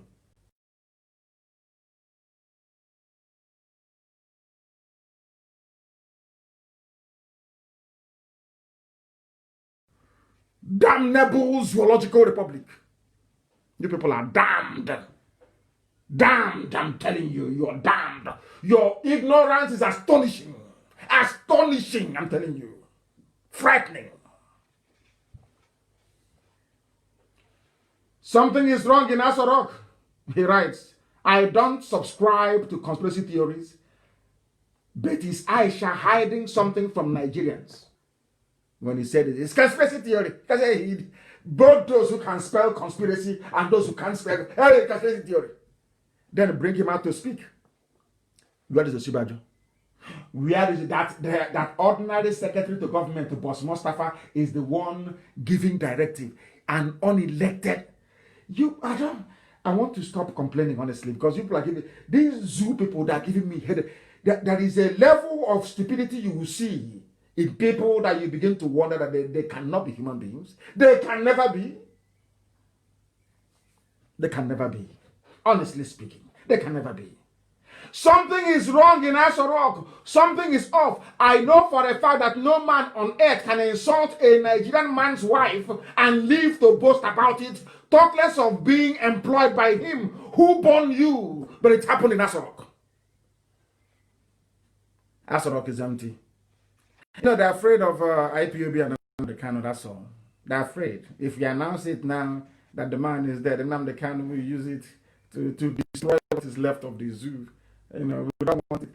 Let's keep hiding. Please, Tinubu, help us. Let's Punch newspaper, Tribune, Nation newspaper, Channels Television, every Yoruba newspaper. Please help us. So we are going to give it to Jagaban. Help us to cover this fraud. Yoruba as a nation is covering up fraud in broad daylight. Fraud in broad daylight. An ordinary, this writer is asking you, Dr. Siko is asking you, or ordinary man, let's say you, even if you traveled abroad and so you hear on the phone, somebody came to your house insulting your wife, your employee, somebody you employed is insulting your wife. What are you going to do? Huh? What are you going to do? They can only burn our market. That's what they can do. Even in Cotonou, they're burning our market in Cotonou. I'll get to that later. The man is saying everywhere that is silence everywhere. He said, my hope for Nigeria is beginning to sag. For Nigeria, Niger area is beginning to sag. We must not let Nigeria fail. A typical black educated man. You know that like an accountant that after doing all the calculations, they mess up the total. Very typical. He's a doctor. Dr. Asupo Mendy is a lawyer. He says we must not let what a white man built to fail. That sums up the brain of a black man. You know, when communism ended, they tore down every statue, every roadblock, everything. But it's only in Africa that a white man preserved all the vestiges of colonialism. Only blacks can do that. No other race can. He's a lawyer, PhD perhaps.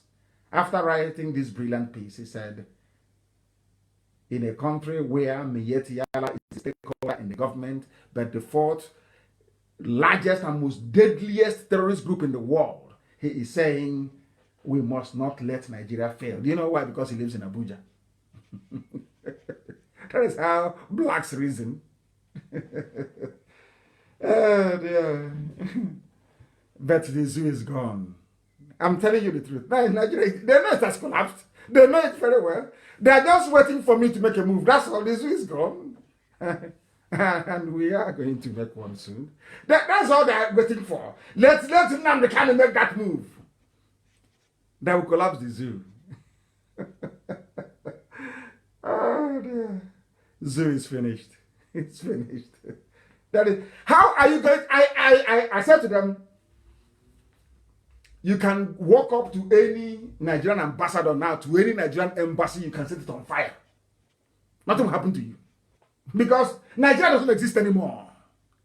Do you know why they're hiding? Do you know why you can now? Do you know why you can go? All of you that are holding your passport, they don't want to give you can go to the nearest Nigerian embassy and beat up their staff now, and you go free. Do you know why? Because once you're taken to court, you will name the Nigerian president as a witness, and he will not come. Nobody will represent him. Why do you think they bulldoze down the embassy? They know there's no president. So people keep deceiving themselves every day. They keep deceiving themselves. They know there is nobody there. They know Buhari is dead. Bring the Saudi Arabia. Abakari took over and died. And any Fulani man, any con, not just Fulani, anybody from the Sharia states, once they name you the substantive president, you will die. That's why Osibanjo ran away. I don't know if they found him in Banana Island and killed him. I don't know. Have you heard from him? Maybe tomorrow you see punch this way. Osibanjo commissions trader money. Did you see with your 2 eyes? Who has seen Buhari with his 2 eyes? A president that cannot give live interview. A president who cannot appear live on TV. A president whose wife is being... Nobody's wife, not even in your home, will you allow people to insult your wife like that. But in the zoo, everything is okay. Do you see why I call Nigeria a zoo? It's not an insult. I'm even elevating you. You are Nigerians, nigger, black. An insultive word, a pejorative word. That is your name, and you answer it with pride. Even those with PhD, Nigerians, all of you. Niggers everywhere. I know people are listening all over the world, even those in America, they'll be cringing. Oh, but daddy, he's calling us nigger. Tell your child your name is nigger. You're from Nigeria. Tell your child in America, in Europe. Sorry, darling, our name is actually nigger, you know. And if I'm that white man that was beaten up by a black man in Minnesota for calling him a nigger, I will sue him. I will sue the black man. We'll go to court and he'll pay me damages. I will simply argue that how can he say, I saw him and he looks like a Nigerian to me, Your Honor. And the Nigerian is nigger. I call him nigger. To recognize him as a Nigerian, I call him a nigger. That's their name. The case will be dismissed and he'll be awarded compensation. Right now, today, because of Nigeria and Niger Republic, anybody can call any black man nigger. And if I see a black man, if I see them, I'll call them nigger. Let them touch me. I'll take them to court. And then the court, I will tell you. Are you now telling me that to answer the name of my country is bad? The name of my country is nigger. And that's what I'm answering. And I saw him, he looked like a Nigerian, and I called him nigger. After they answer Niger, what's Niger? Niger is nigger. You call yourself Niger. It's nigger. You have nigger FM, Niger FM, which is nigger FM. In the zoo. They are playing with us. You don't know how intelligent we are. They say they boast so much. They're arrogant. Why won't I boast? I'm learned. Why won't I boast? Why shouldn't I be boastful? I went to school. I studied and I read. And on top of that, God gave me common sense, which most of you lack, unfortunately. I'm not insulting anyone, please, because if I say the way it is on my mind, we won't live here today. There is a video I'm going to play for you to confirm that there is nobody in Asorok, that Buhari is dead. Simple video from Mr. Asorok. I'm only asking you to engage your brain cells. Ask your brain cells to be working. Pray now, before I play this clip, that your brain cells are working. Ask God in heaven, please, give me common sense now to listen to this clip and reveal to me the truth. From this clip now, you will know that there is nobody in Asorok. Everywhere is empty. Everywhere is empty. And this is what Yoruba... You see my problem? I love most of them. Maigo is doing a very good job. You know? Paya Debanjo is doing a very good job. There's one or two of them. Professor Kinto is doing a very good job. But they are very few and far between. These are people with peace. These are learned men and women in Yoruba land. Learned. Can't you speak the truth for once, for goodness sake? We are not going to disgrace the zoo before the Nigerians. Nigger. Well, I'm about to disgrace you before they have come again. These people have come again. I'm not going to deviate from what I'm doing. I'm not going to deviate in any way, shape, or form. I know they'll keep calling. They don't understand. They do not understand. They don't understand at all, at all, at all. I'm going to play this so that the world may know that the zoo is finished. Listen very carefully, please. Listen. His Royal Majesty Omonoba Nedo Okwa-Polopolo, AY the second Oba of Benin, and the chairman of the Edo State Council of Traditional Rulers and Chiefs. These people, they keep calling. I don't know who these people are. Arrived the forecourt of the Asoro Presidential Villa at 2:45 p.m. The Oba and his team of monarchs were received by the secretary to the government. The Oba of Benin went to go and see the Phantom Buhari. Maybe they brought the skeleton from Saudi Arabia. Please listen. I'm no longer going to say anything. Listen carefully, please, until the end. Listen. Of the Federation, Mr. Boss Mustafa, who ushered them into the council chambers. Shortly, they were joined by President Muhammadu Buhari. Speaking, the Benin monarch tasked the president to urgently wade into the crisis between APC national leader Adams Oshomole and the state governor Godwin Obaseki. Mr. President, we, those states, to pray to Almighty God, indulgence to our mission of Mr. President. When the president was about BEDC, in the provision of power to electricity consumers in Edo State, who accompanied the has worsened. When the president was about to speak, journalists were told to go out as he would be responding off camera. After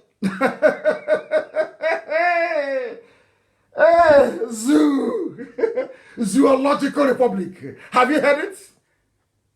They brought out somebody wearing a mask, Aisha's boyfriend. When it was time for the so-called Buhari, which is Aisha's boyfriend wearing a mask, to respond to the Omonoba, Oba of Benin, they asked all the pressmen to leave the room. But when the Oba was speaking, the pressmen were there.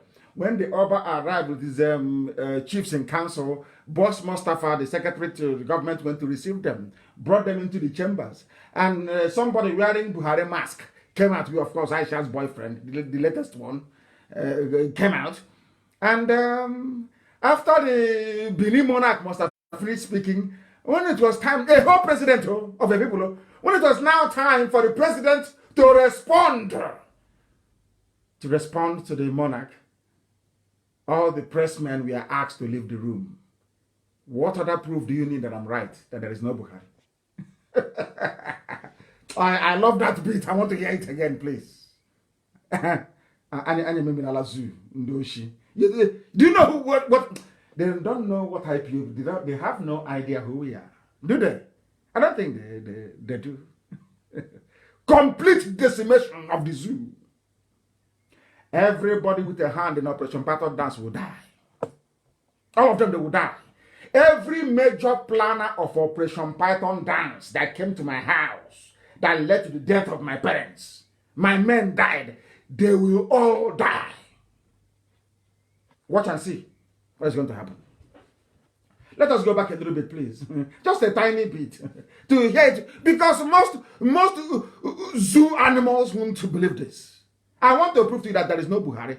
This simple, even if it's just this clip that I'll just play tonight, I think it's even enough.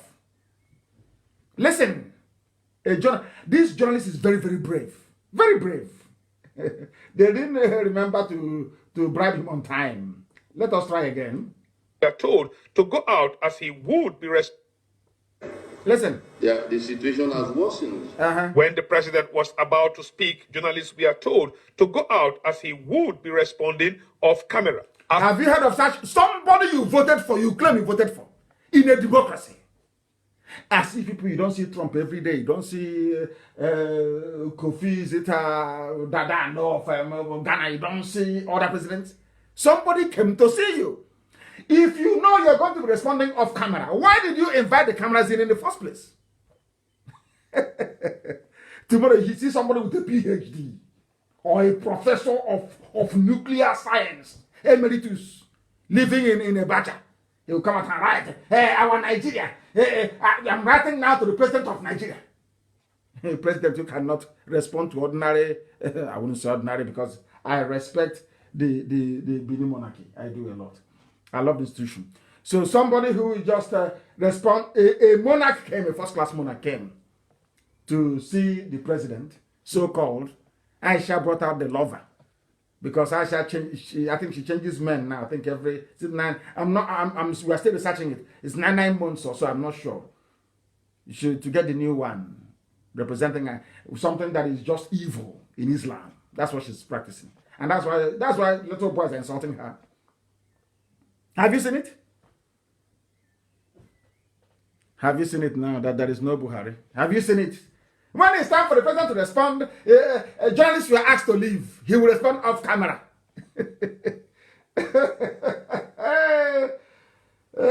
Zoo. Now, I want to say this to anybody. Ever since we discovered who these people are, have they ever made a live broadcast before? No. Capital, no. When Oshibajo visited Asorok, can anybody find the video? Please send it to Amaka to post. Or if someone can find it, please. When Oshibajo went to Asorok, did you hear the person he went to see speak? No.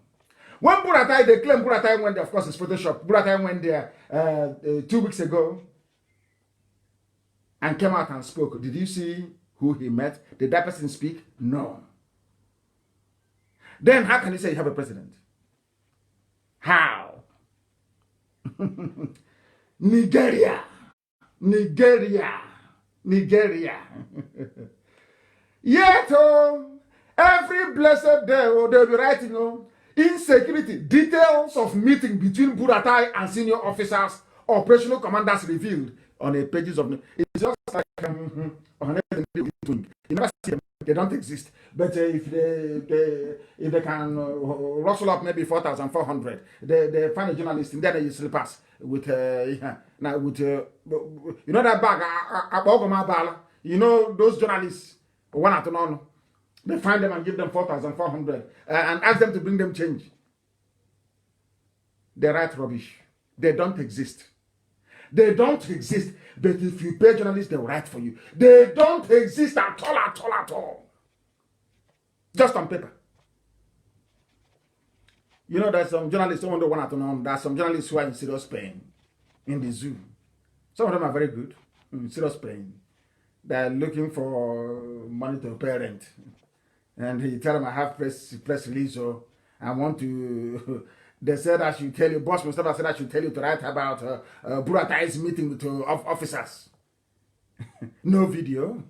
No, you are fighting a major war. There should be daily press briefing every day from defense headquarters. Every day.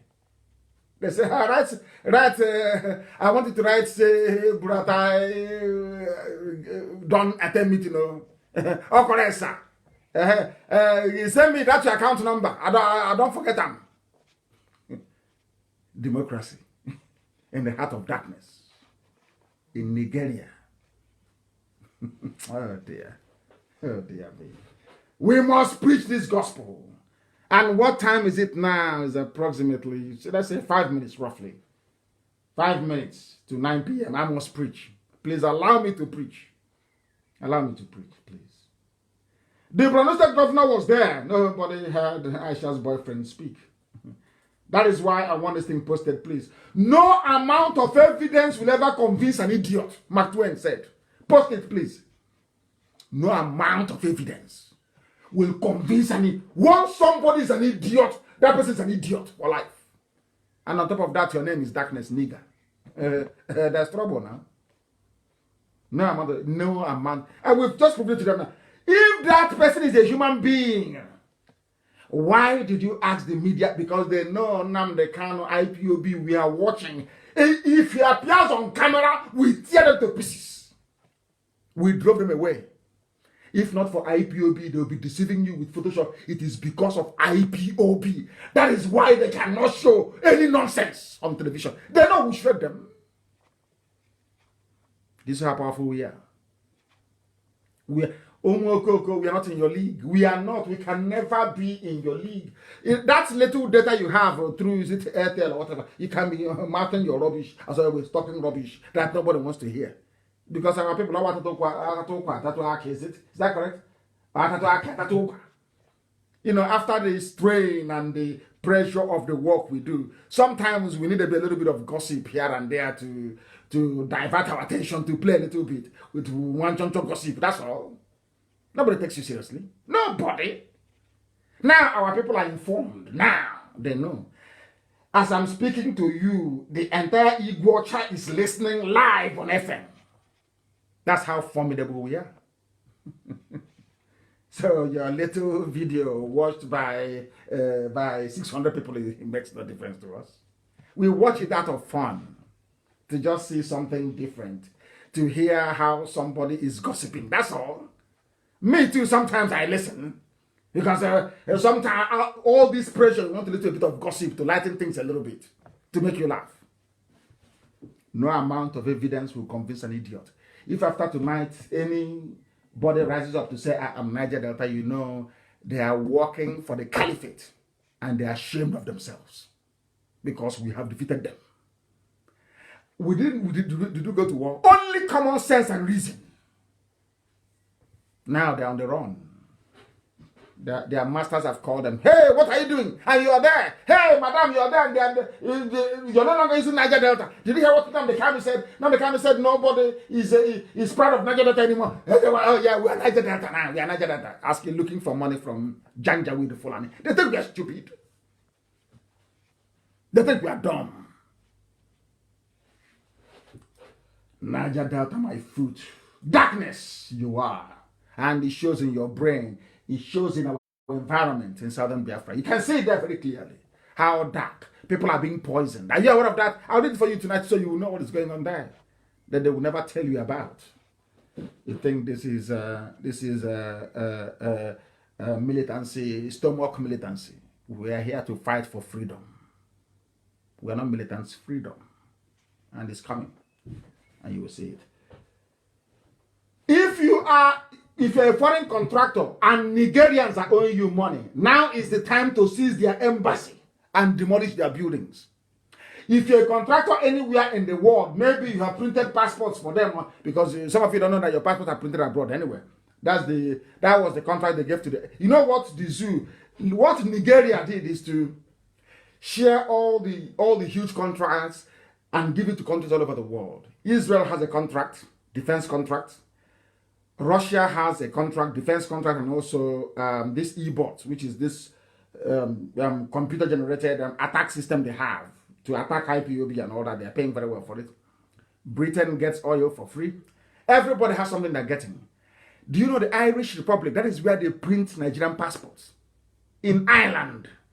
So there is no printing press in Nigeria that can print a booklet of your passport. And you're a giant of Africa. So when they share all these things, so that when you now go to Ireland to talk about Biafra, that company that makes money from Nigeria will now lobby their government and say, oh, don't listen to IPOB, please, because if you do, we'll lose this multi-million-dollar contract from Nigeria. That's how it works.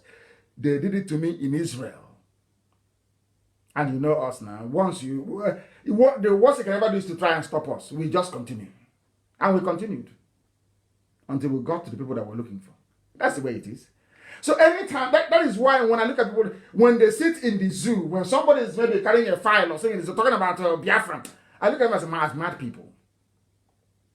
If you're seriously asking or agitating for Biafra, you will go to places where you will be rejected. And you'll be asking yourself, but why? Until somebody will tell you the contract that Nigeria gave to that country. And the big companies, just like in Germany, once you go to Germany to lobby, no, we want one Nigeria. Why? Because Siemens are there, Julius Berger is there. And these people, they fund lawmakers. So German people that go to the Bundestag, we have gone back to my page, and I believe it is live once again. We have gone back to my page. We have gone back. I have not seen anybody there. Yes, people are coming back as usual. They are coming back. It's up now, I believe. The page is up now. Jocelyn is in UAE. Jocelyn is in UAE. She wrote that my page is not on. I am back on now. Mesomachi, thank you very much. I am back on. We are Frankie, thank you very much. Kennedy Wango, thank you very, very much. We are back on air. We are back on my page. Ugu Michael Okenla, the engineer, thank you very much. And also, Juan Yoma is listening from USA. Juliet said, we are back. We are back. We are back. We are live and we are direct. And mankind is bearing us witness. I will go back to what I was saying before. I was rudely and unceremoniously interrupted by Facebook. We must go back. Yes, Carlos, everybody, of course. Nobody should move to another platform. Go back to my page. Go back to Facebook. We must show them how resilient we are, how stubborn we are. We go back and we continue. We must continue. Because Chukwu Kikabiam is in heaven, presiding over the whole Africa is vibrating. The whole of Africa is vibrating, I'm telling you. The whole of Africa is vibrating right now as we speak. People are back. I am going to return to what I was saying before the rude interruption. Do you know what the zoo called Nigeria, do you know what they do? Every country of the world, they go there, they identify a company, and they give them a contract. In a country of 200 million people, common passport that any printer can print, they gave that contract to an Irish company. Do you know why they did it? So that if we know all those Irish, conscientious Irish Reverend, Catholic Reverend fathers that always fight for Biafra. So if we go now and we are lobbying, let me tell you how it works. It's a secret. I'm going to say it out so the world can hear it. That is why when somebody sits somewhere, they're telling you they're fighting for Biafra, or you're talking about the file, and then I'm telling you they're fighting rubbish. Nonsense. They are not fighting for Biafra.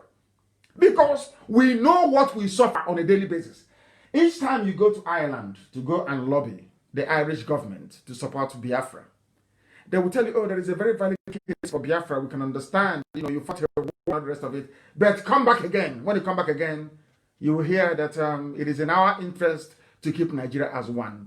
Because in the intervening period, the company that publishes or that prints your passport booklet, if you are a zoo animal, that is a nigger from the zoo, that passport you're holding, go to your green passport now. It was not printed in Nigeria. That nigger, no, it was printed in the Irish Republic in Ireland. So with that, the company that prints it will make sure that Biafra will not be discussed. If you go to Germany, the same thing. No matter how hard you try to get to Angela Merkel and to get the German government to do what is right, the same way they supported Bosnia-Herzegovina to break away from Yugoslavia, they will tell you no. Because the Germans are benefiting through lucrative contracts from Siemens and also Julius Berger. Big money, huge money. And Julius Berger doesn't get paid cash. So you see the second Niger bridge that Julius Berger is building, or so they claim they're building. All that money that was agreed will be given to Julius Berger in oil. Julius Berger doesn't take cash. They take oil instead. And let's say that River Niger is, let's say, for argument's sake, say 400 million barrels of oil was agreed. Because there is, when I told you there is no meter at the pump head where they load oil, you never believe me until the Ziani confirmed it. Now, because there is no meter at the pump head, let me tell you why Julius Berger wants to be paid Any smart company will tell Nigeria, the zoo, in fact, Nigeria, to pay them with crude oil. Because there is no meter. Now you have agreed to give Julius Berger 400 million barrels of oil for the construction of Second Niger Bridge. When Julius Berger goes there, they will take 200 million barrels. Do you know why? Because there is no meter. That is why they don't want Nigeria to break. No sensible, corrupt government in the West. By which all of them. Nobody was. Italy is there with Egypt. Sorry, with Egypt, yes. France is there with ELF. America has Halliburton. They have Mobile. Very huge in Akwa Ibom. Are you following me? Britain is, of course, they're just taking oil for free. Every country, every major country of the world has a contract. And those companies, when you go to lobby that country, those companies will come out and say no. Tell their government, we are making money from these people. Why do you want Nigeria to break? And then God said to me, because I went to all these meetings and some of them accepted to do something, and I do something now that Trump is there. And the others were saying, no, we want Nigeria to be one. God said, I'm going to break Nigeria through another means. He told me, I'll break it through another means. And today we are saying it. And now that is why they are panicking. And their friends are telling them, try and keep the death of Buhari a secret, please, until 2023. Please try. And that is why the Yoruba media is getting more money every day. Channels, television. Tinubu is making more money. And more money than he can ever spend all his life.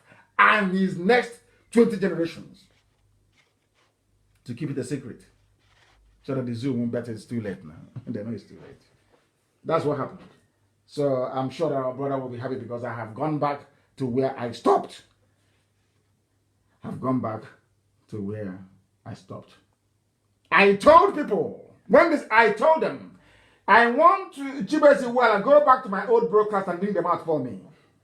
I told our people, Biafran people, that a time will come when your mothers will be raped, when your daughters will be abducted. I've said it over many years ago. Is it not happening today?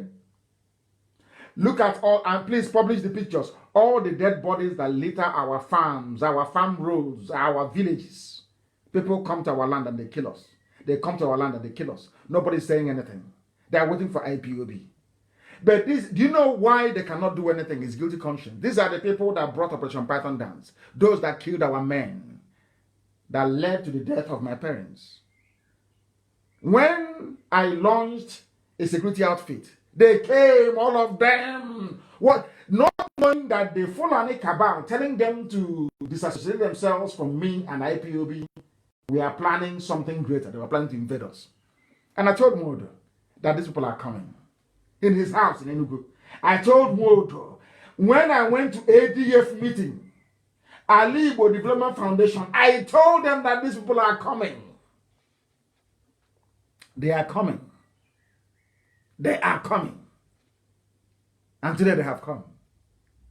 And out of shame, they don't know how to say, oh, we are sorry for what we did.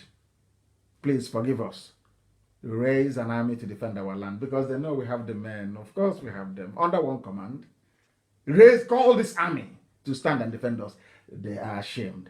That is why people are being killed everywhere. I know someone says, but why don't you do something? Why wait for them? No.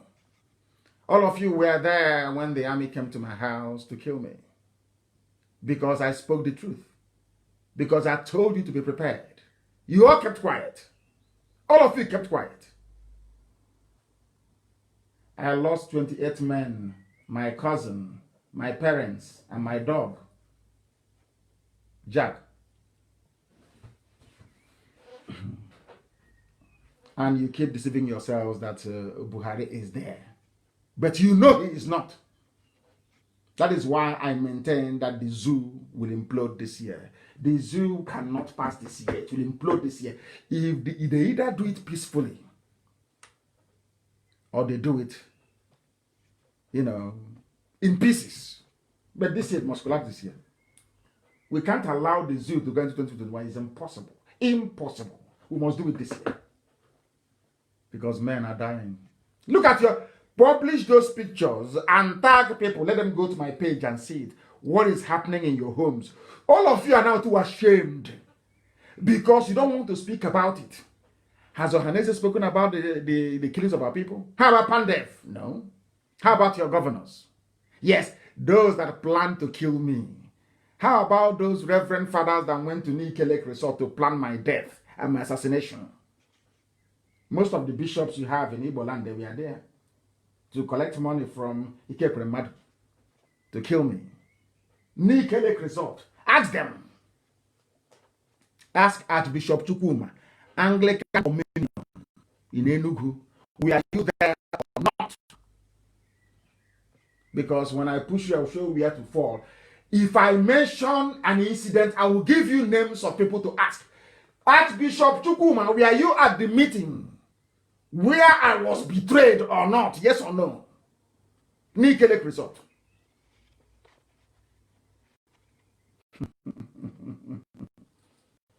And they say we have no respect for elders. The elders that ganged up to kill me. And as a result of the trauma, my parents died. My men died. You want me to respect them? Allow me to come to your house and kill your father and your mother, kill your friends and your relatives, and then see the way you will react to me. These are the real killers of our people. Ohanese. And we can never forgive them. Never. Never forgive them. Never. Because they're evil. They're evil. Because of them, our people are dying. Can you imagine if they are still behind us then? To say what these people are doing is correct. It's proof to us that you're sincere. They never, and I warned them.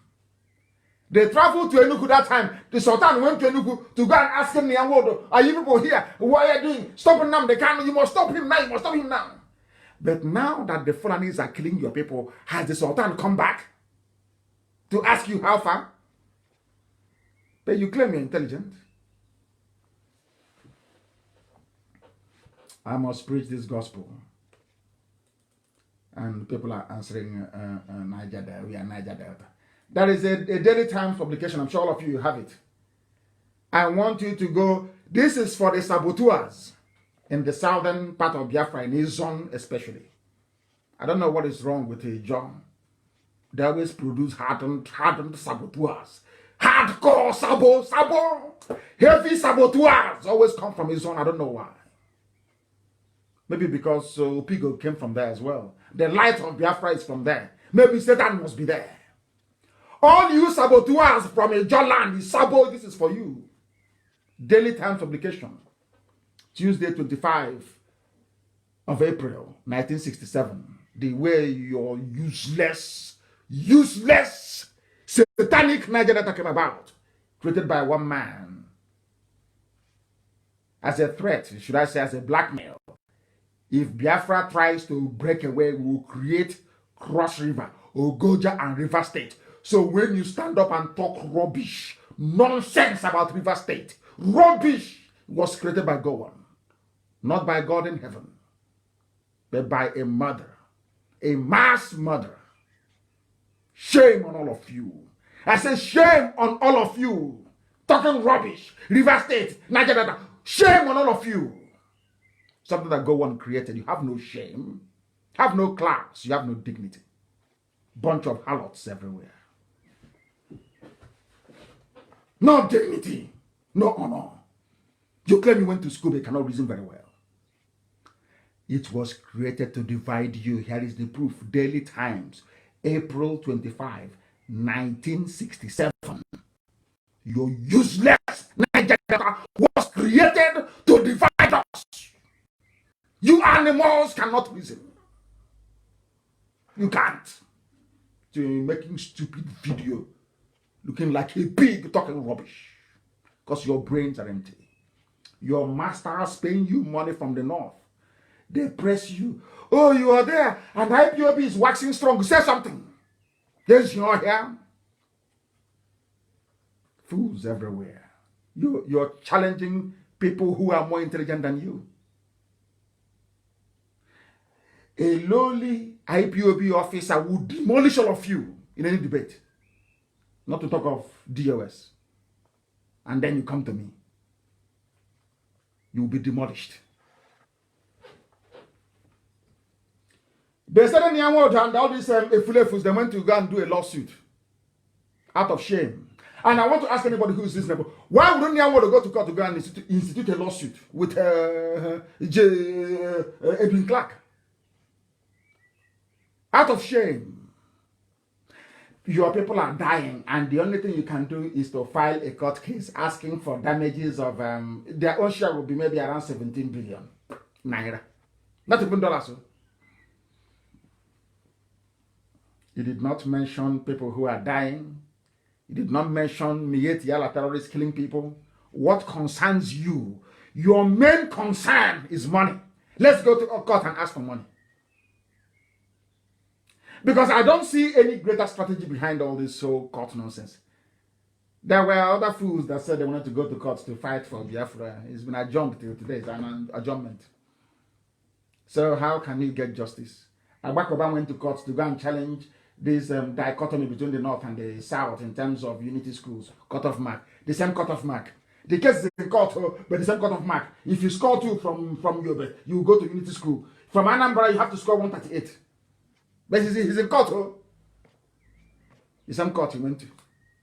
Where a Sharia man is the Chief Justice, give you all this adjournment after adjournment until the kingdom come. Because you're guilty. More than you stand up to it because you are guilty. If you want to do activism, you come out on the street and lead a protest. Even Edwin Clark, I will come and wheel his wheelchair for him. Then we'll go and protest. That's what men do. Not going to which court are you going to? I'm not even going to bother reading the nonsensical lawsuit. They say they fired. People are jumping up and down dying in court. Isn't that was the case not adjourned? Adjournment after adjournment? Can you get anything out of it? Are we not in court? You said we're not in court in the zoo. By virtue of this lawsuit, all the southern leaders and middle belt have publicly confirmed what I said from the onset. That Nigeria runs a system of apartheid. That Niger territory called Nigeria runs a system of apartheid. That's the confirmation. Because you're going to court to enforce a constitutional provision, which means that people are in breach of the core principles of the Constitution, which on its own is an impeachable offense, if you don't know. So rather than going to court and talking rubbish, you go to your senators and let them table a motion of impeachment. It's apartheid. Don't you know that? Oh, sorry, this is black apartheid on a black man, so it doesn't count. If it is white people, will be writing rubbish all over the world. Black against black, not a problem. If apartheid can be dismantled, why not this apartheid now in the zoo called Nigeria? Why can't this apartheid be dismantled? Why not, I ask? Why not? And I also want to please post that very newspaper caption of, or should I say, a cutout of what our leader said, our eternal leader, who is Dim Chukwemeka, the general. He said, I believe Ohaneze cannot give political leadership to Ndibo. It can give sociocultural leadership. There must be opening up to allow the evolution of a political organization. I'm quite disappointed with Ohaneze, and I say it openly, from Chukwemeka, our general and our leader, the Biafran leader, eternal, I said. I don't want to make noise. When Biafra comes, they will see what it means to honor him. I don't want to be making noise. Go and get 2 trips of sand, mold block with Dangote cement, rubbish. When we build a monument to him, the whole world will marvel. I don't want to make noise about it, but you will see. Our general, Ohaneze is useless. From the useless to the core. You're going to court. And has anyone ever come out to say, I'm angry? Our people are dying. Look at the pictures on my wall, on my Facebook page. Has Ohanese ever come out to say, I am angry? You know, Guta they killed, you know, Kiko they killed, in Mbano they killed, in Anambra, the body of a woman scattered all over the place. They cannot say it because they're compromised. That's how you know a Sabo. When it comes talking about Nnamdi, Kanu, hey, they jump out. But talk about that thing that affects everybody, no? No. Because once they say it, their masters from the Fulani Caliphate will call them on the phone and ask them, oh boy, what are you doing there? Don't you know that already? I must preach, please. Thanks to Nyanwodo and Igbo governors who couldn't fight Fulani terrorism, our people are now being picked up one after. In fact, it's because of them. Do you know there are those that came to my house, my parents' burial, on the 14th of February, they're still in prison? You know why? Are you aware of that? Because some people that were in prison paid a bribe to the state prosecutor in Abia State. He was charging 100,000 each. And I said, I won't pay him any money. These people came for burial. My parents' burial. Do you know they're still in prison till today? People that came for burial. And they were charged with terrorism for attending my parents' burial. I'm saying it because the day our madness will start, you know, you are gossipers by name, you love gossiping. You start from the beginning. You cut the story from halfway and start gossiping away your lives. People came to my house for burial, my parents' burial. The state prosecutor in Abia State, in connivance with Abia State government, arrested people that came for burial in my house. Locked them up till today. The state prosecutor, the DPP, is asking for money. Because we made the mistake, somebody made the mistake, or an IPOB member or members made the mistake of paying money to them. Now they're asking for money. In Abia State, the day I will give the order and the madness will start, all of you gossipers, all of you professional gossipers, you won't start the story from the beginning. You cut it from the middle. I'll give you their names of those that are holding. Ume Sunday is in prison. As a matter of fact. Kamal Ifeanyi is in prison. Ghost Time Stanis Lanus is in prison. Donatus Okeke is in prison. Chukwudinaka Omena is in prison. Jonathan Oleta is in prison. Chidebere Nwoha is in prison. Ebere Chiemeka is in prison. Chimezie Paul is in prison. Kingsley Ozowale is in prison. He's actually an equal man. Kingsley Ozowale. Ikechukwu Vincent is in prison. They came for my parents' burial. And they've been in prison since the 14th of February till now. No crime committed. Because they attended the burial of my parents according to Ohaneze Ndi Igbo. According to Igbo governors, they are terrorists. But Fulani will come to our land and kill a woman and cut her body up into 8 pieces. And they go scot-free. They're not terrorists. Nobody talks about them. People that came to bury my parents that the Nigerian army killed are terrorists. Do you see why we are the way we are? And what is the name of the man that is holding them hostage?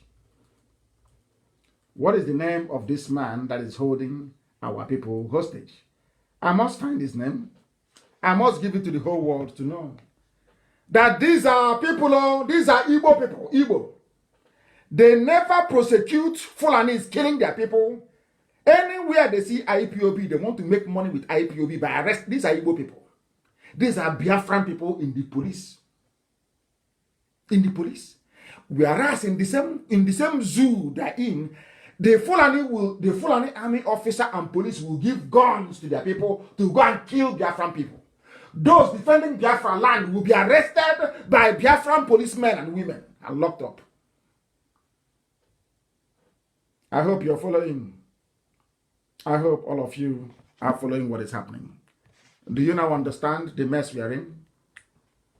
Do you now understand the mess we are in as a people? And they are holding them hostage until we pay money. until we pay money. That only then will they be released, until we pay money. Do you know who is holding them hostage? I'm just saying it so people will know, the whole world will know, that these are the evil people that we have. Such people cannot enter. This is the Satan. Fulani is killing in Niger State. In Niger State. Okay, Zipas hasn't done anything about it. But people that came for burial going home, they're in prison. They are terrorists. I don't know. I can't explain this. His name is V.O. Chupu. He is the Deputy Director of Ministry of Justice in Omaya. He's a child of Satan. And he will not go free. I swear before God and man, he will not go free. This type of human beings should not see Biafra. He's an evil man. He's not an Hausa man, no. Not Fulani, not Yoruba. These are Igbo men. Igbo men using IPOB to extract money. Igbo judges, Igbo magistrates using IPOB to make money. When Fulani are killing, nobody's talking.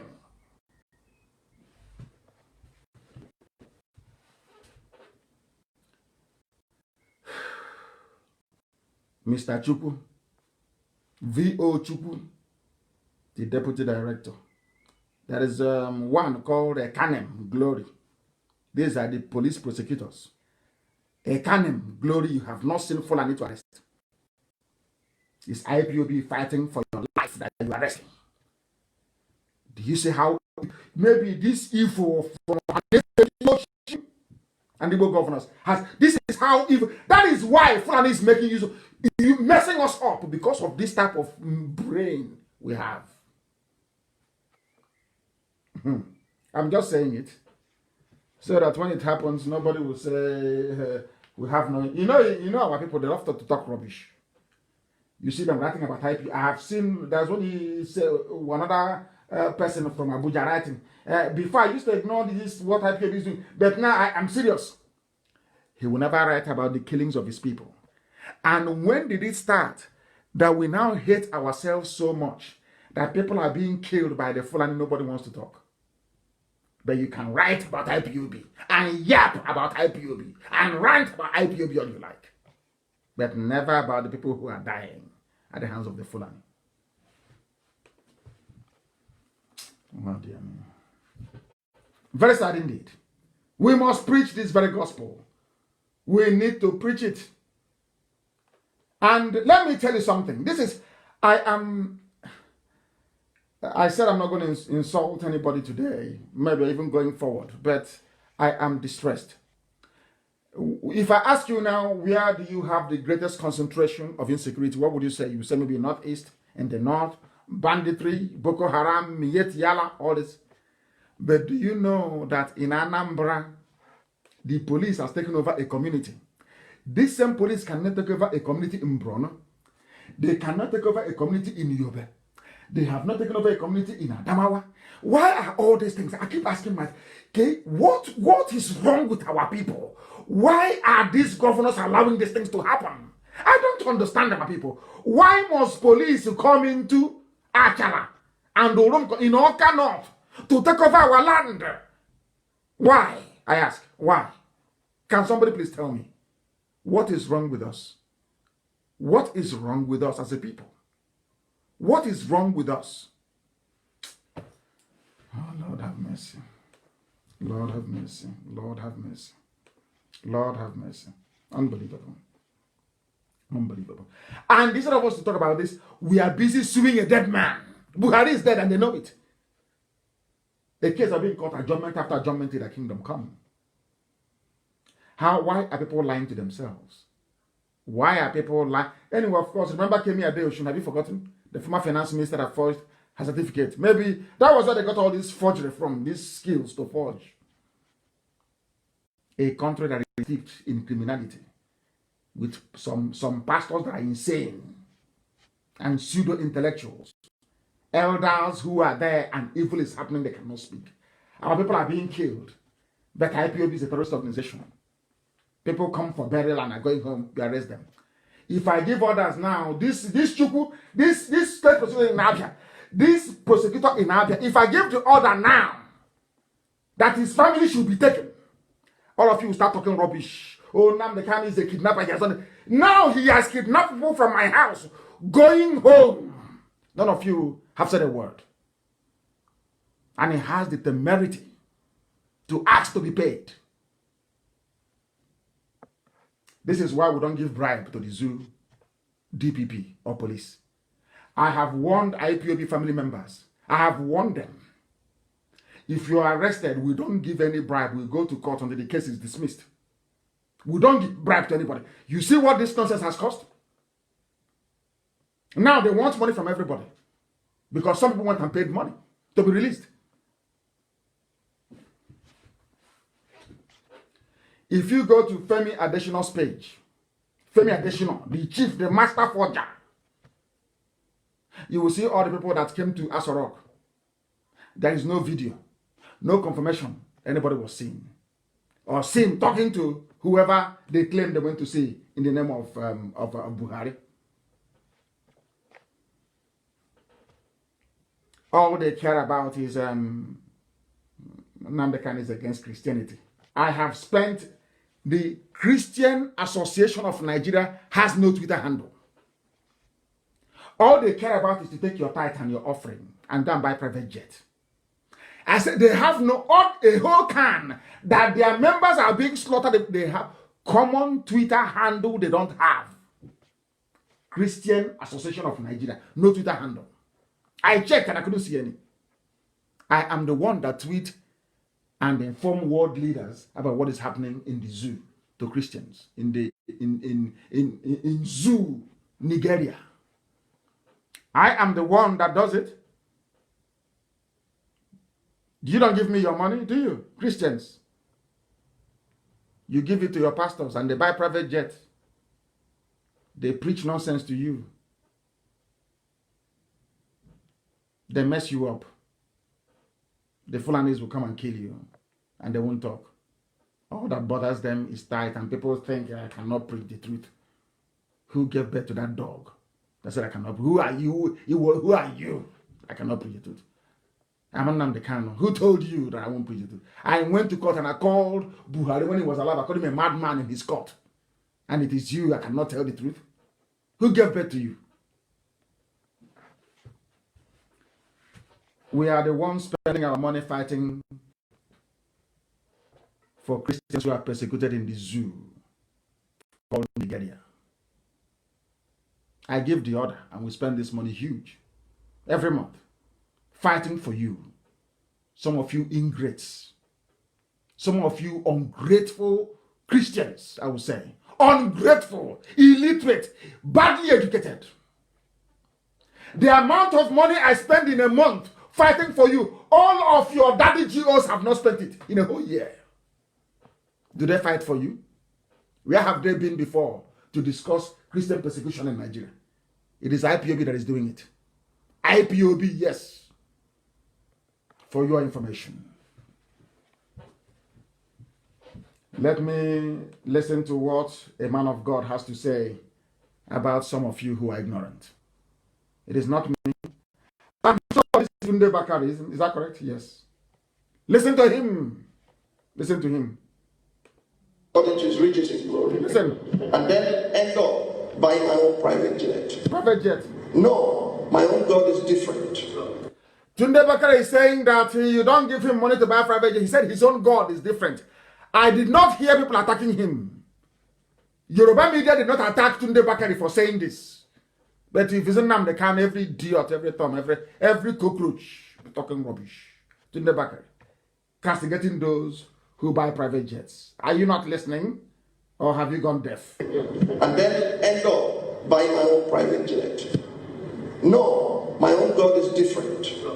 He does not supply anybody's needs for them to contribute it into the pockets of robbers and marauders. He called his fellow pastors robbers. Tunde Bakari called fake pastors, he called them robbers. God cannot give you money to give to a fake pastor. That's what Tunde Bakari is saying. I know some of you, you are black, you're from Africa, your brain is a bit funny. I'm not sure you can reason this thing through properly. You won't hear what Tunde Bakari said, but you hear what Nnamdi Kanu said, yes? I'm telling you what Tunde Bakari said. Listen, please. and which the flock of God, the people of our nation, have been endlessly and relentlessly beaten. The hottest part of hell is reserved for preachers who take advantage of the people of God. Are you listening? The hottest part of hell is reserved for preachers who are on private jets, taking advantage of the poor. Are you listening? This is from a pastor, a preacher of the word of God, Tunde Bakari. I'm sure that is him. I don't know where he's going. I don't know why he's saying all this, but he's not saying it. I did not hear Yorubas attack him. If you see Igbo people, Biafra, he was shooting their mouth like popcorn. Brain without control. A Yoruba pastor saying what most of you don't want to hear. You can't castigate him. Just like the same way that the Fulanis are killing us, none of you can talk. You're waiting for Nnamdi Kanu to give order, for IPOB to fight back. And I'm here, and I won't give that order. I won't give it. I won't give the order. I will not. Tunde Bakari said, have you seen headline? Tunde Bakari hates Christians. Tunde Bakari is against pastors. Tunde Bakari is Antichrist. Because he's Yoruba. I feel sorry for you people. That is fraud in the zoo. EFCC, as I told you. Magu is corrupt. Did I not say it on Radio Biafra here that he's corrupt? I will do that mess later on. I'm too upset with our people, the way they reason. Let me bring this program to an end, please. I have a few announcements to make. It has come to our knowledge that some coordinators are administering group oaths. We don't take oaths by group. It's one person after the other, please. And we also understand that some people are not doing things the way they're supposed to be. Please, you must follow our procedure. If you're relinquished of your position, you leave your position, please, and rejoin. Don't be saying that the national coordinator gave me something else to do. That type of nonsense is for Zoo, Nigeria.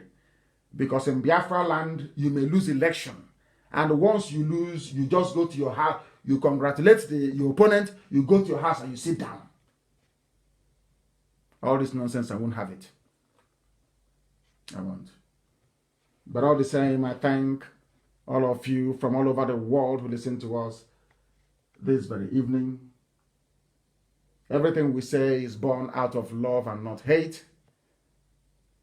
Everything we try to do is motivated by our overriding desire to create a wonderful and a beautiful nation called Biafra.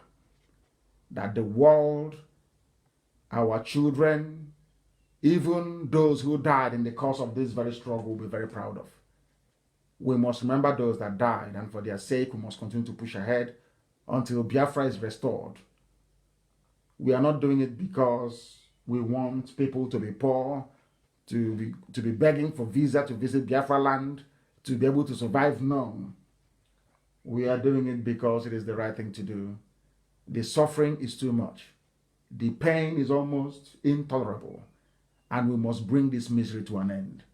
That is why we insist we maintain, we reaffirm dedicatedly every blessed day that Biafra is our religion. Here on Radio Biafra is where we worship, because Elohim Chukwokika Biama Purumi Heride is our God. I thank you very much for listening from the bottom of my heart, I assure you. And from me, from here, it is good evening.